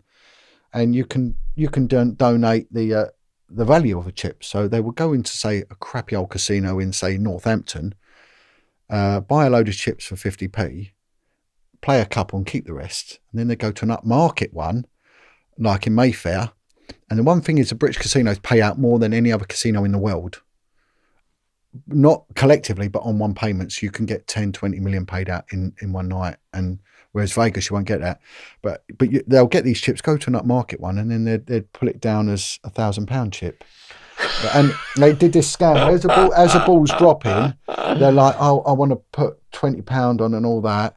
And the dealer would go, no more bets. And they could see the ball's dropped and went, "Okay." And they throw the money. The dealer would give them the money back. And on the way back, they would drop the chips on the winning square. They're going like that. And then they'd sit. And then, of course, they won. So they've got these chips they pay 50p for. And wow. They could make 70 grand easy like that. So anyway, so they had them. They had others that were, and these were the Turkish boys. They were card markers, and they would get their fingers and they would crimp the card in little places. So under certain light, wherever they're playing, they can see so they start off playing small, crimp the whole packet, and then they knew the value of every card, and then they could bet. And these were good. These were really good, and these were the main ones. and they had another guy that had this algorithm programmed into his phone. He was a bit of a one-trick pony because he made 1.5 million in one night. Never heard from him again. He did the Ritz Casino. You can Google it, the Ritz scam. And I managed, the reason I solved that, I managed to get hold of the bloke who actually made the program, and they were like Serbian gangsters, they were. But the main ones, the unit thought there was all these different gangs, right? But when I started getting the photographs, and the casino intelligence teams were all ex-military, and a lot of them come out this 14-inch regiment, which were the bit like the SAS, but in Northern Ireland, and they were super sharp guys. They're very, very good intelligence teams. And I said to them, look, these are all the same people. These are all the same. These aren't like 15. This is one gang of about 8, and they're mainly Turks. And then what I did was I found out that there was this bizarre rule that giving false information to game is an offence under, it's classed as a pecuniary violence, it's a deception. So they've had to sign in using a false name. So I sort of managed to find out who they were, and I was nicking them for giving false information, and I was getting handwriting experts to do things on that, and that's how I got them. And I was getting them banned from casinos, and this information was getting shared all around the world. Well, because they were making minimum of 80 grand a night. And with that money was going in to buy heroin, and it was the big Kurdish gangs were, and I really started getting into them. But then also I started then getting information coming in about heroin, and I was seizing heroin. In 1 week on my own, I had a lad with me, seized 240 kilos of heroin, and it was in 2 hits. Plus I destroyed them, and so I became a big problem. And what happened one day was that I got pulled into the office by the boss and said, look, there's some information coming from the covert. They had a covert officer working within that environment, and found a picture of me being dished out around the coffee shops around Green Lanes in Haringey, and saying this man, they called me the blue-eyed Turk, right, because I was dark-skinned and they're blue-eyed. He said he's a snake and he's doing a lot of damage. His name's John Wedger, he's a copper. And then the information come in, there was £40,000 put up to have me shot. And funny thing is, it was given to one guy to do it, and he actually came to the police and said, look, you need to protect John. And he liked me, and he said, look, and he came forward and actually gave information up. But yeah, it was 40 grand. And the fella who put the information up to have me shot was found dead in Epping Forest 4 years ago with his head cut off. A bloke called Chetin was found dead with his head cut off and his hands tied behind his back in Epping Forest. So they were serious, people. And I was moved out of that. I was banned from Hackney and Haringey for quite a while. I couldn't go to Green Lanes. And yeah, the Turks, they were Kurdish gangs. They were very active, very, very dangerous, and yeah, and not good at all. So, and I've had 3 credible death threats. That was the only one that really did bother me, because they were a class act. They really did mean business, and they would do it. So yeah, that was my little run with a mafia, as it were. But did that not make you rethink your occupation? Well, I don't know. I mean, it's now I look back on it, it was quite funny. I used to worry. I never used to tell anyone, really. I never told my children anything, The only time that I really was like worried was when they threatened to take my children off me, because I knew I was dealing with the British establishment, and I think they piss all over the mafia any day. That's the biggest mafia. Yeah, that is. That's the most corrupt and perverse mafia and that really did. And they came very near to crushing me, but like someone said to me, it's what's the word he used? It's a war of attrition, and they've got the money, the people, and the willpower to see it through. You haven't, and they want you ultimately to commit suicide, go mad, commit suicide. What they needed was me still in the police. They didn't want so they could then sack me and prosecute me. In the end, I think I won, because I ended up getting out, getting my full pension, and not getting prosecuted. So 9 files went to the CPS. Everyone was dropped. Everyone was dropped. I even wrote a letter to the commissioner just saying, look, here's whatever you allege me of doing, I've done it, I admit to it. I don't care what it is, but I will go to Crown Court. The reason that I'm here is because Chief Superintendent so-and-so covered up child prostitution. And then I wrote down a list of all those that knew, and she was on it. So was Hogan Howe, was all on this list. And that is my evidence. And I also put, my back door's broken, and it just opens. So you've got an open invite. Do not get a warrant. I invite you in. You can search my house anytime. Don't break the door. Go round the back. It's open. Please don't break the door down. It's open. So I gave them an open invite to come in. But they, in the end, they did back off from me. But I pity anyone who takes them on. Anyone who takes them on. What is the purpose of the police? And in your experience, how effective are they in achieving that purpose? I think it's funny that I had this discussion with Chris Lambiano and Bobby Cummins. We sat down and I think Charlie Richardson's wife was there as well. And we were discussing the purpose of the police. And the funny thing is, they all said, we need the police. And I thought, yeah, agree. And what they said, they had a problem with the regional crime squads and the flying squad because they were corrupt. They were bigger thieves than, and they were violent. And that's where it goes wrong. So there are very honourable coppers. And if any of your member of family is getting their head kicked in, you want the police to turn up and steam in. If your house is burgled, you want them to do it. Unfortunately, if someone is raped and abused in this systemic fashion, you want a proper investigation, and they are failing in that. They are monumentally failing, and they deliberately cut police numbers. I get these jobs come through daily, right? And they want retired coppers with investigative experience on child abuse. They're calling out. I did apply for one, but they've classed me as an activist, so I failed the vetting. They won't take me. I couldn't even clean the bogs in the police station now. I actually had a letter banning me from all police stations, so, but and the funny thing is, right, what isn't known is that there are huge investigations going on in the Falkland Islands with the police there, with child abuse, not with the police, but there's a huge, it's not come out. The Ascension Islands, they've basically stripped their police force and they're rebuilding them. We don't hear about it. All these British overseas territories have got major problems with child sex abuse because it's an island. We saw it in Jersey. We've seen it in the Hebrides. You can't run when you're on an island. You're stuck there. They'll do what they want for you. So coming back to your question, are they effective? I think they were. I think they were highly effective. However, along with that came corruption. I think the police need to be paid properly. They need to be housed. They need free medical, and the same with nurses, and the same with the fire service, who granted don't do a great deal during the day, but we need them, and we need them well paid. And the ambulance crews, out of all the emergency services, total utmost respect for them. What they deal with, my God, I mean, and they get treated like shit by their people. I mean, they really are phenomenal. But they need to be properly maintained, properly disciplined, and properly looked after, and not overworked, monitored, and given time out. Because a lot of the, you take, especially where I started off, how it works is coppers would spiral out. So we'll start off in an inner London post and spiral out. So if you went in the West End and you lived in North London, you'd spiral out. You'd end up in Wembley, then you'd end up out in Stanmore or something like that. What happened with South East London is a lot of it is bad, and a lot of the main rotten crime goes on in and around South East London.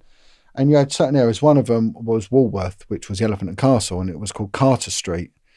And it had a reputation for every prisoner getting battered. And they shut it down because too many prisoners died in custody. And funny enough, they renamed it and called it Walworth. And I think the first week it was open, someone died in custody there anyway. So the mentality didn't change. Now, the next place they spiraled out to was where I was working. So I remember when I first started, there was a guy there and his locker was next to mine. And he had 666 written on his locker. And he said, they call me the Antichrist. And he was one evil man. He went, and he's just come from Carter Street, done all his service from the 70s in this area. He said, I have had a fight, a proper fight, every day for 19 years. I'm not stopping now.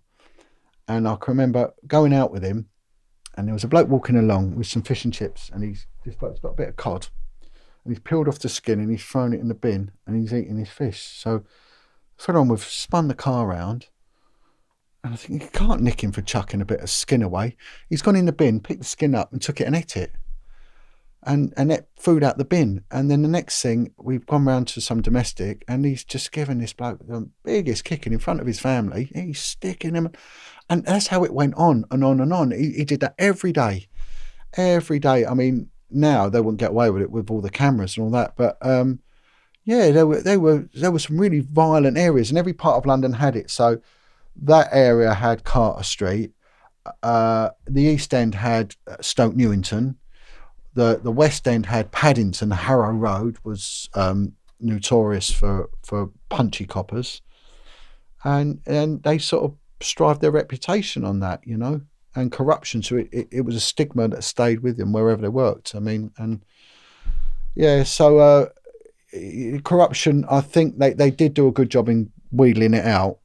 I think they took hard measures on it, and but again, they're going back to the old days. There's no experience now. The public are being let down because they've got rid of all the tradecraft. It is a trade, and it is a skill, you know. And some were really good at what they did. They had a sixth sense. They had a knowing, and there was a need to be tough as well, because there were coppers that were brave, that wouldn't back down. We shouldn't see coppers backing down. We shouldn't. What message is that giving out?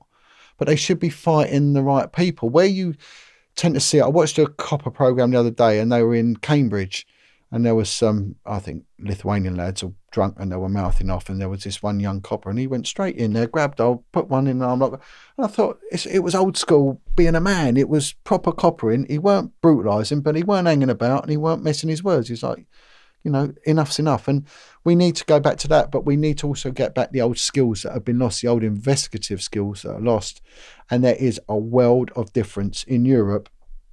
You take Switzerland, Austria, I think Germany as well. Uniform and detective works are two totally different things. In Austria, you join as a detective or you join as a uniform cop. You don't intermix. Here, we branch over. Uniform coppers are totally different to detective. Detective is a fascinating world.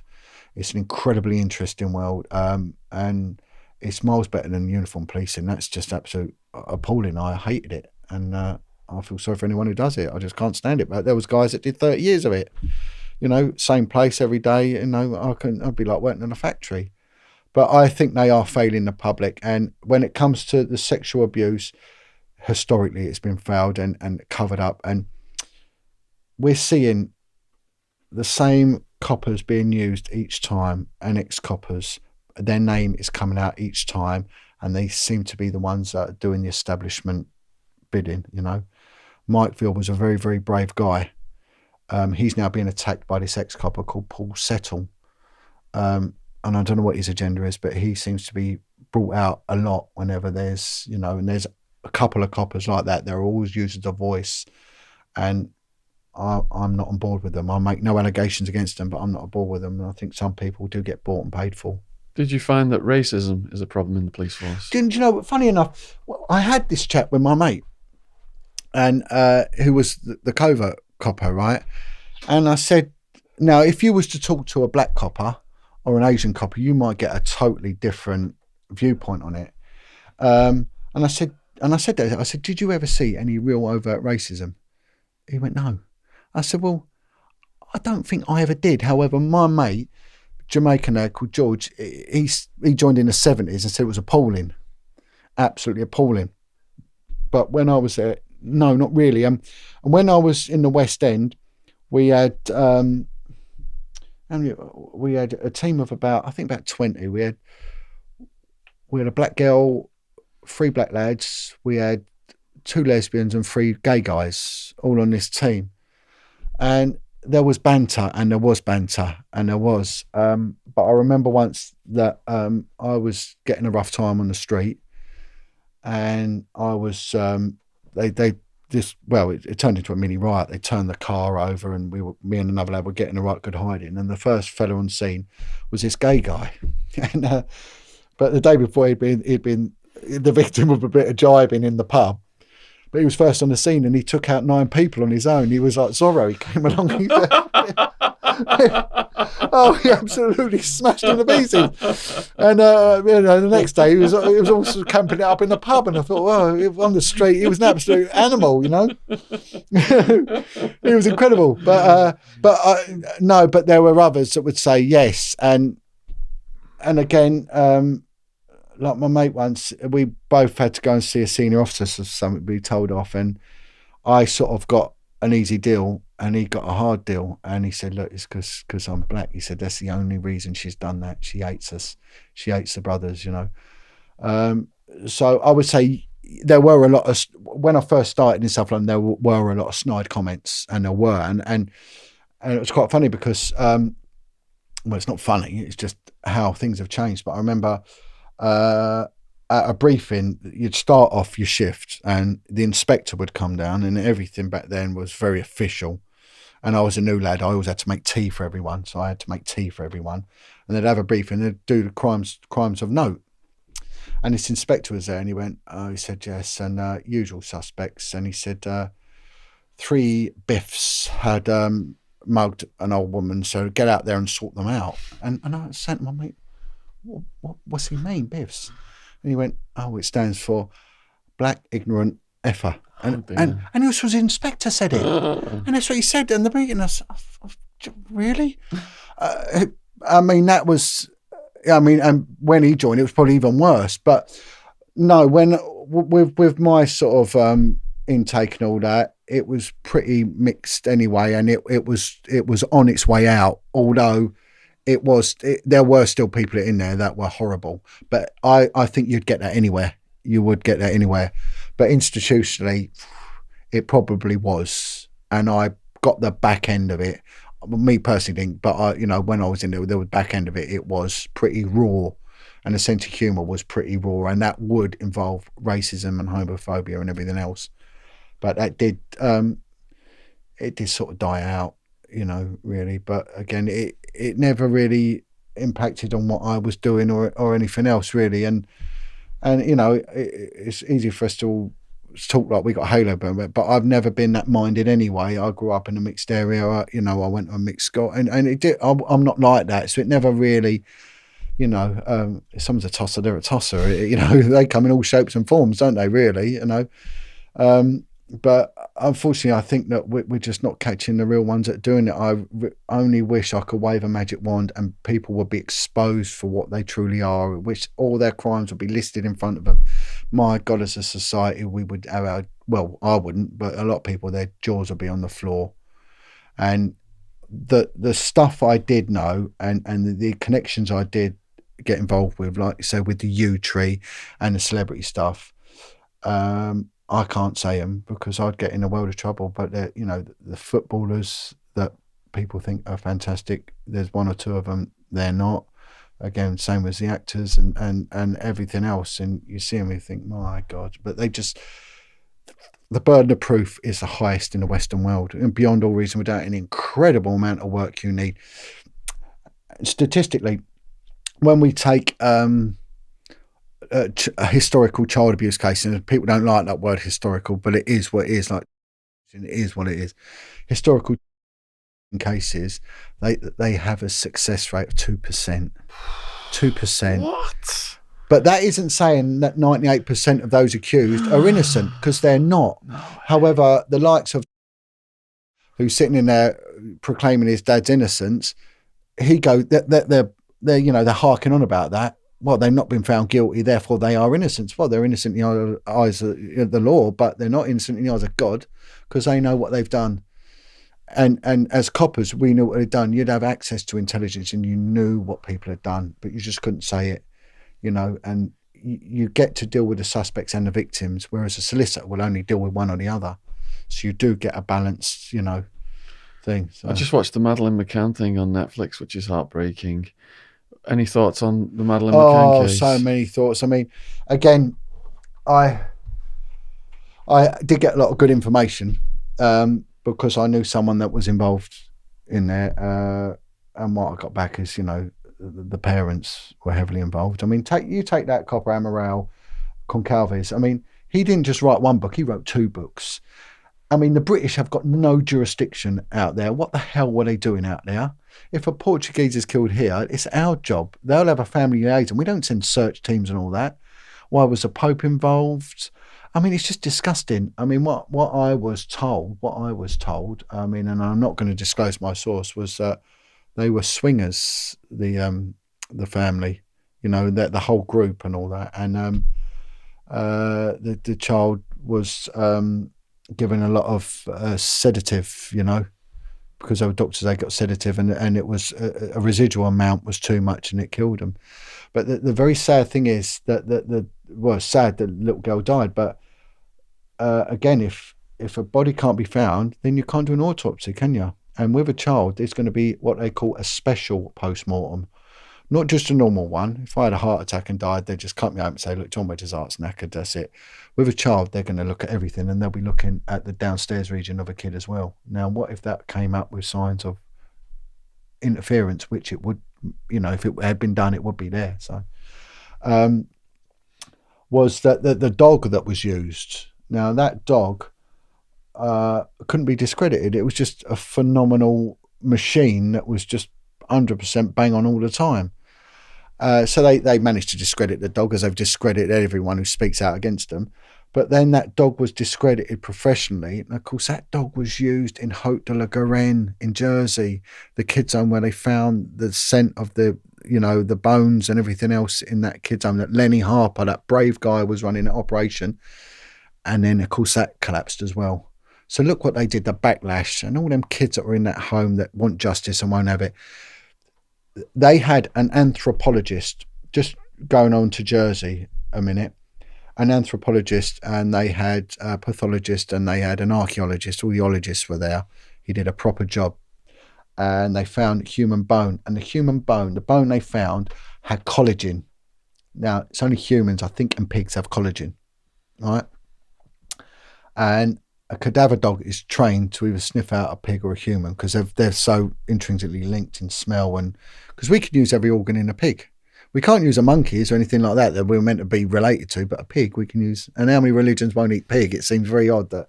Anyway, so collagen was on there, and they got this expert on bones turned around and said that is a human bone, and it's aged between 4 to 10 years old, right?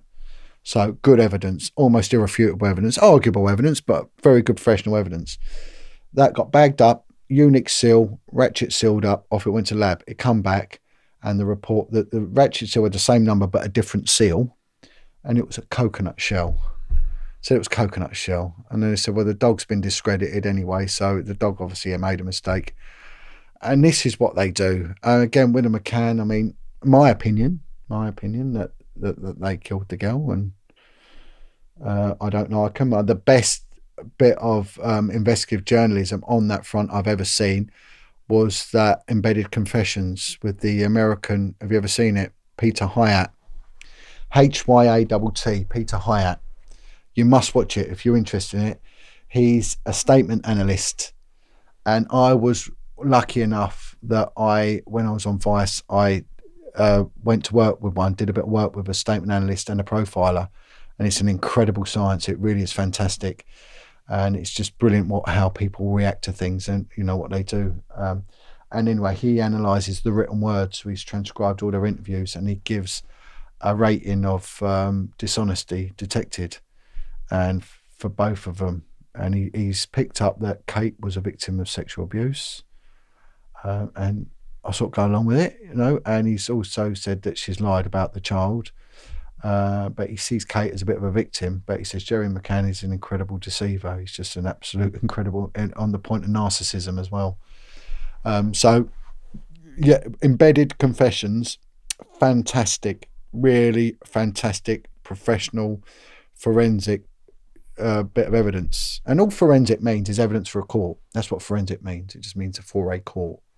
But yeah, brilliant. So yeah, why would they go to such an effort? Why would they go to such I mean, they're denigrating Mike Veal with Operation Conifer, you know, and we need to get together. The problem with victims and survivors, and I'm sorry, I'm going to say this, you fight amongst each other. You've got to stop doing that, and you've got to attack. I've been attacked loads of times. Things they've said about me online. I'm only doing good. and I've just been hounded and hammered by all sorts. We've got to stick together, get the message out, do the right thing, and we can bring about a change. But otherwise, no change will come. They will keep ruining it. And how many more deaths will be through suicide and drug addiction? Too many. You mentioned drug addiction a few times there. What do you think about the criminalisation of addiction and the war on drugs? Because I'm an associate member of LEAP, Law Enforcement Against Prohibition, and they're policemen who say, they joined to arrest murderers, but they were assigned to like infiltrate student groups and get them smoking weed and arrest them at the end of the month, and that's not what they signed up for. Well, funny you should say that, because I was put on a unit. I was meant to be investigating road deaths, right? And I was told my first day there, no, you're being sent on this unit. And it was when the student protest started, and we were put to investigate the students. And they were going out their way to criminalise them. They were hammering, but their solicitors were on board with it as well. Their solicitors, there was one judge, and they were getting over the top sentences for really what they could have got a caution for, right? And they were just protesting about their future, you know. And there was one lad, I was over at Hall Street Road Magistrate, and the judge was there, and he was talking, and he said to this lad, look, I've seen the evidence. And his solicitor saying, go not guilty, go to committal, go to Crown Court, go to Crown Court. And this kid was like, didn't know, didn't understand, you know. And he was like, and the judge said, I've seen the evidence, I'll deal with you fairly. I've seen your background, I've seen your antecedents, I will deal with you fairly. You will be walking out of here. And his barrister solicitor kicked off, that's unfair, this is prejudice and all this. Anyway, started mouthing off. I had to go at the judge for it. And the judge went, I'm sorry, son, I can only be guided, I can only tell you what I'll do for you.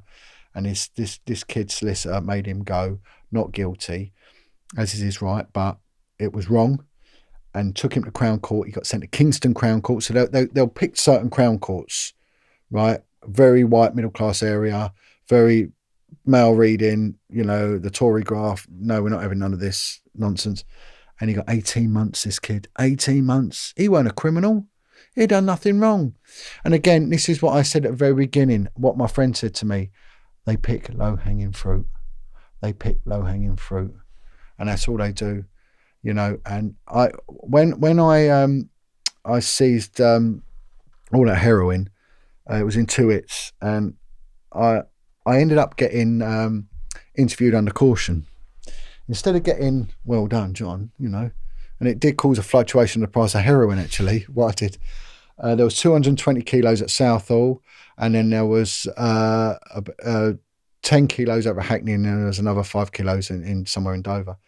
And they interviewed me under caution because they didn't know how I got this information, and there was a lot of jealousy, and I was put up as being corrupt and running unlawful informants. Well, of course, it was all run properly, and I'm not going to tell them anyway. So that's how they treated me. Yet there was another group that worked in the clubs area that dealt with the nightclubs. They raided, I think, the fridge at Brixton, and they see something like 50 ecstasy pills, and about 3 rocks of crack and a few joints.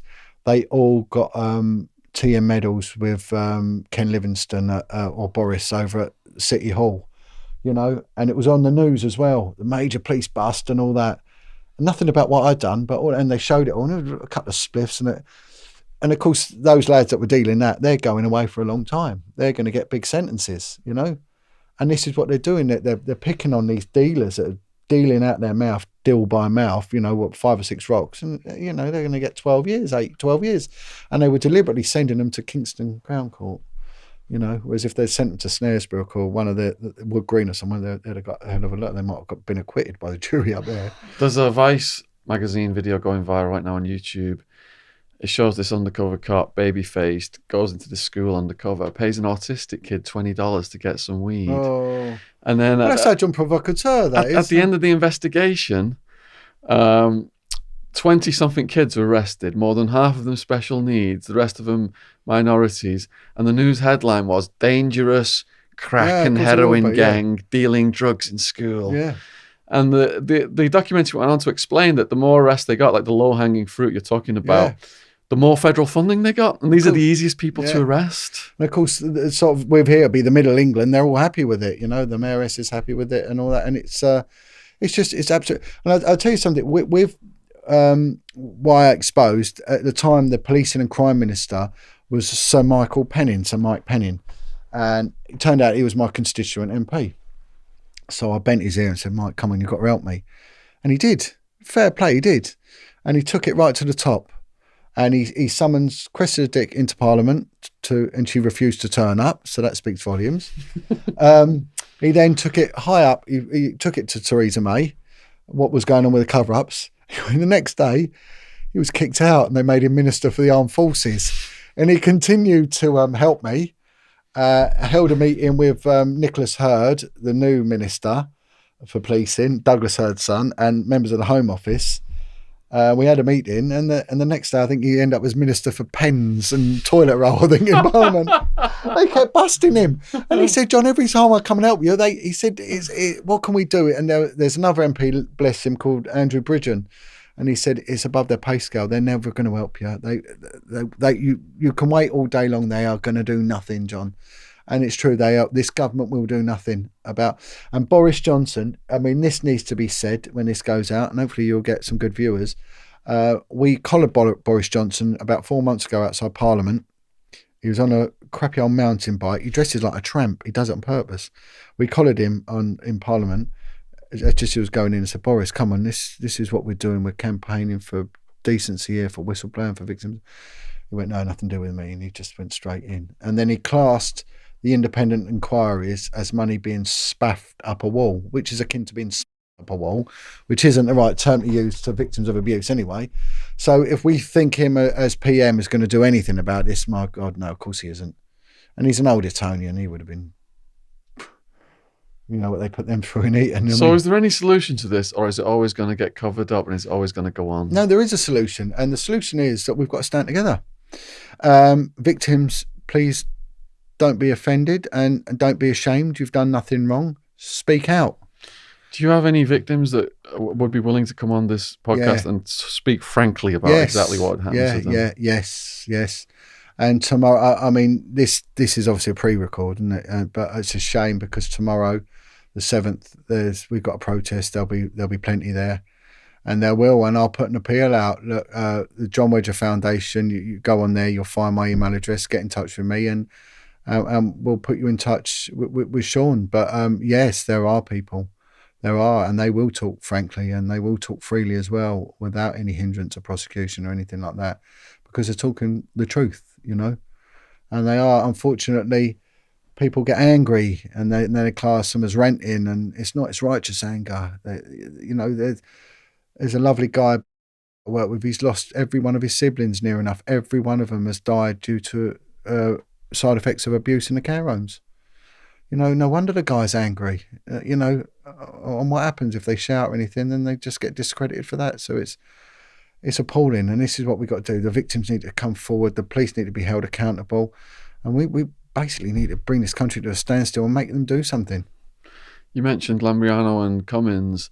Quite a few people have put them forward as possible candidates to come on this podcast. Do you think they would be up for that? Brilliant. Yeah, I mean, Bobby Cummins is a very intelligent guy, and he's got an MBE. I think he's got an MBE. He takes a fight into Parliament, and he's got a bit of presence about him. Chris Lambriano must be one of the loveliest guys I've ever met in my life, and it's an absolute pleasure to have him as a friend. He is the wisdom that oozes out of him. He never glamorises crime. He won't speak good of the Crows or anything like that. He will just say it as it is, and he's just a fantastic man. He really this will make it off the. I go and meet with a lot of ex-cons and all that. This group that they've got, and they'll meet in the Blind Beggar and things like that. And I tend to get either a good reception or an indifferent reception, really. So I don't never get any trouble or anything like that. And usually there's a lot of people that would like to have a sit down and chat with me, because a lot of them, when you talk to them, their life of crime started because they were in care homes, you know. But one day we were off to a venue in the evening, and they meet sometimes in a cafe in the East End called Police's, where all the gangsters used to meet there, have something to eat, and then we were going to an evening out. I couldn't make the meal thing, so I went off to the venue, which was the O2 Arena, and Tony, who runs the group, he turned up with, I think, Charlie Richardson's wife. And I said, well, where's Maureen Flanagan and Chris Lambriano? Where's Maureen and Chris? They said, oh, well, they're outside the cafe, and East End gangster tour bus went by. And they've got all these people on this gangster tour double-decker going through the East End, and they've seen Chris and Maureen and thinking, my God, we got, the two living relics of the Cray era. And anyway, Chris turns up, and I said, oh, I got collared. He said, oh, I've got to tell you about this, John. He said, they've collared me and Maureen, put us on the bus and taken us round all the haunts. And he said, they've given me the mic because Chris is a born-again Christian. And they've given him the mic thinking he's going to start talking about stabbing, shootings and all that. And he said, my name is Chris. It's short for Christian. And he said, I got the Bible out and started reading some Psalms to him. They looked at him like it had two heads.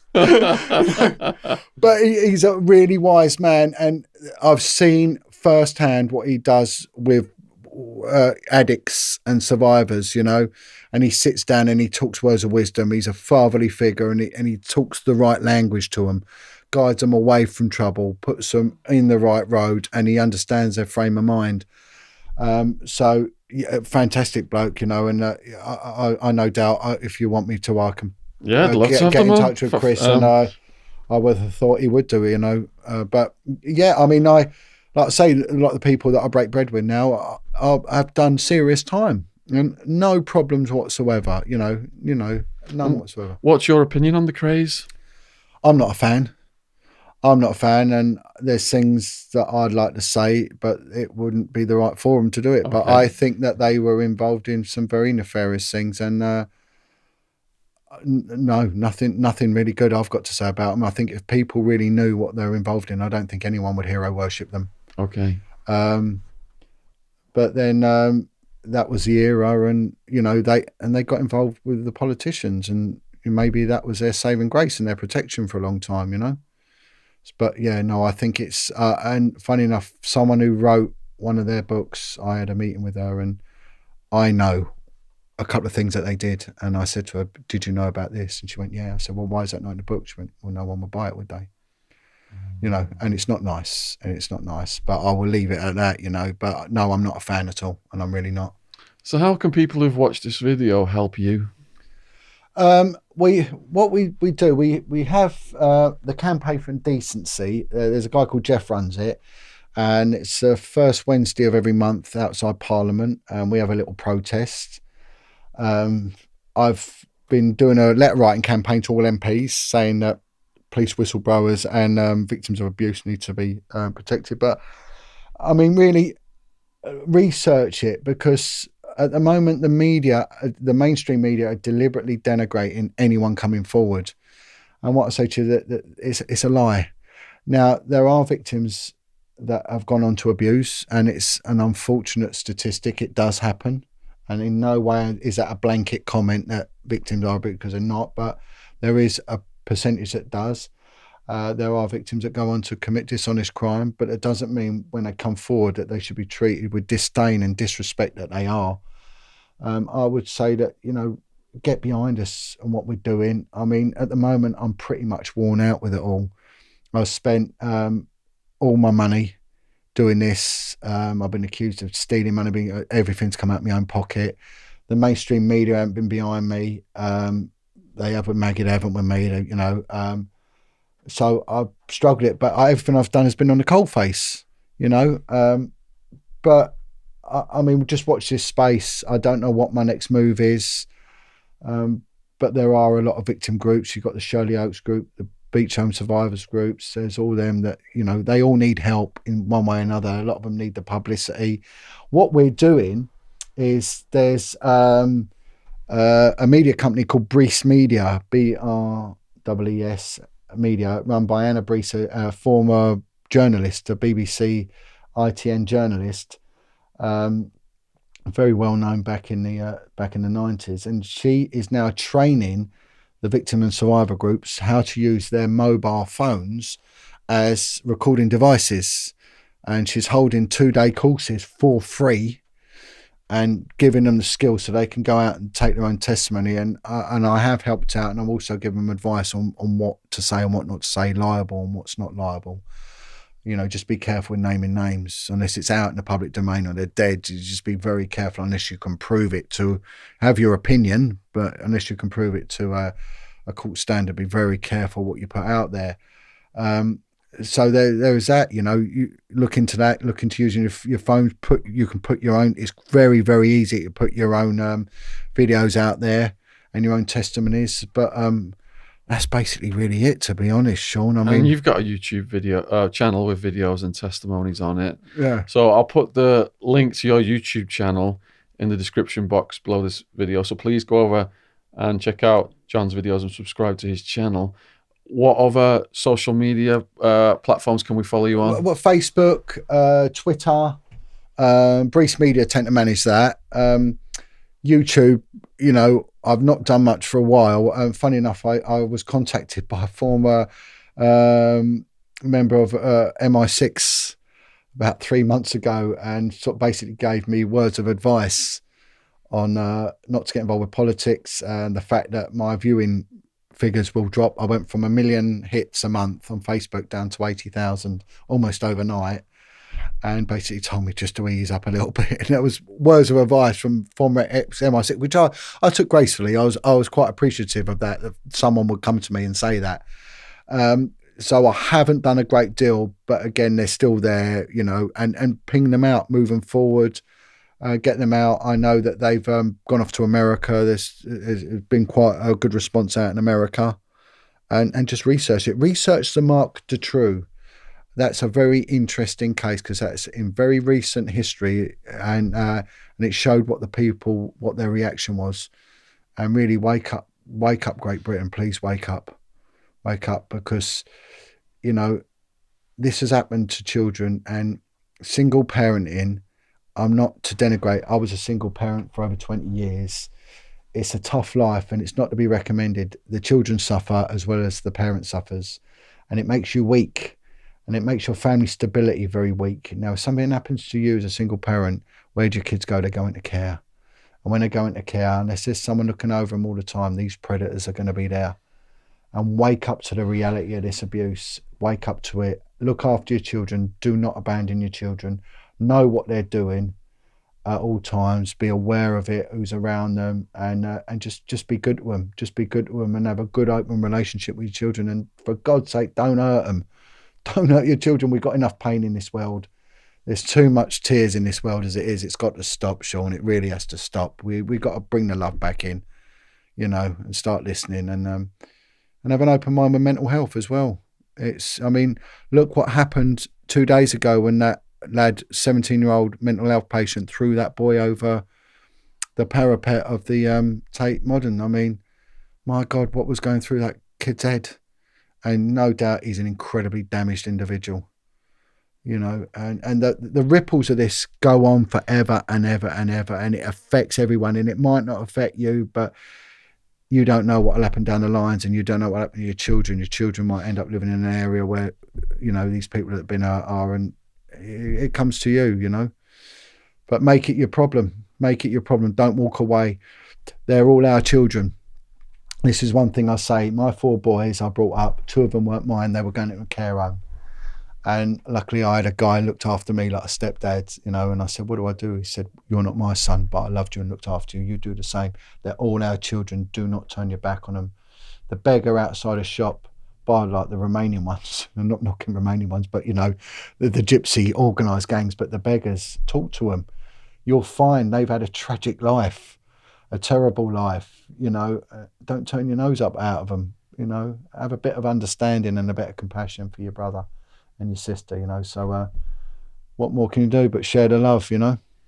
Well, listen, John, I've sat here fascinated. It's made me uneasy and queasy at times, but I think this is one of the most important missions I've ever heard and I've ever been able to convey on my platform. And you're a brave man indeed, so I wish all the best in your future. God bless you, mate. Yeah. And you. And I've watched your stuff with interest. And look, give me a book, Hard Times. So I'm gonna read that. I read that with pleasure. Thank you. Have you signed it? All signed. Oh, you have, yeah. Oh, look at that. God bless you. Thank you ever so much, Sean. Thank you, man.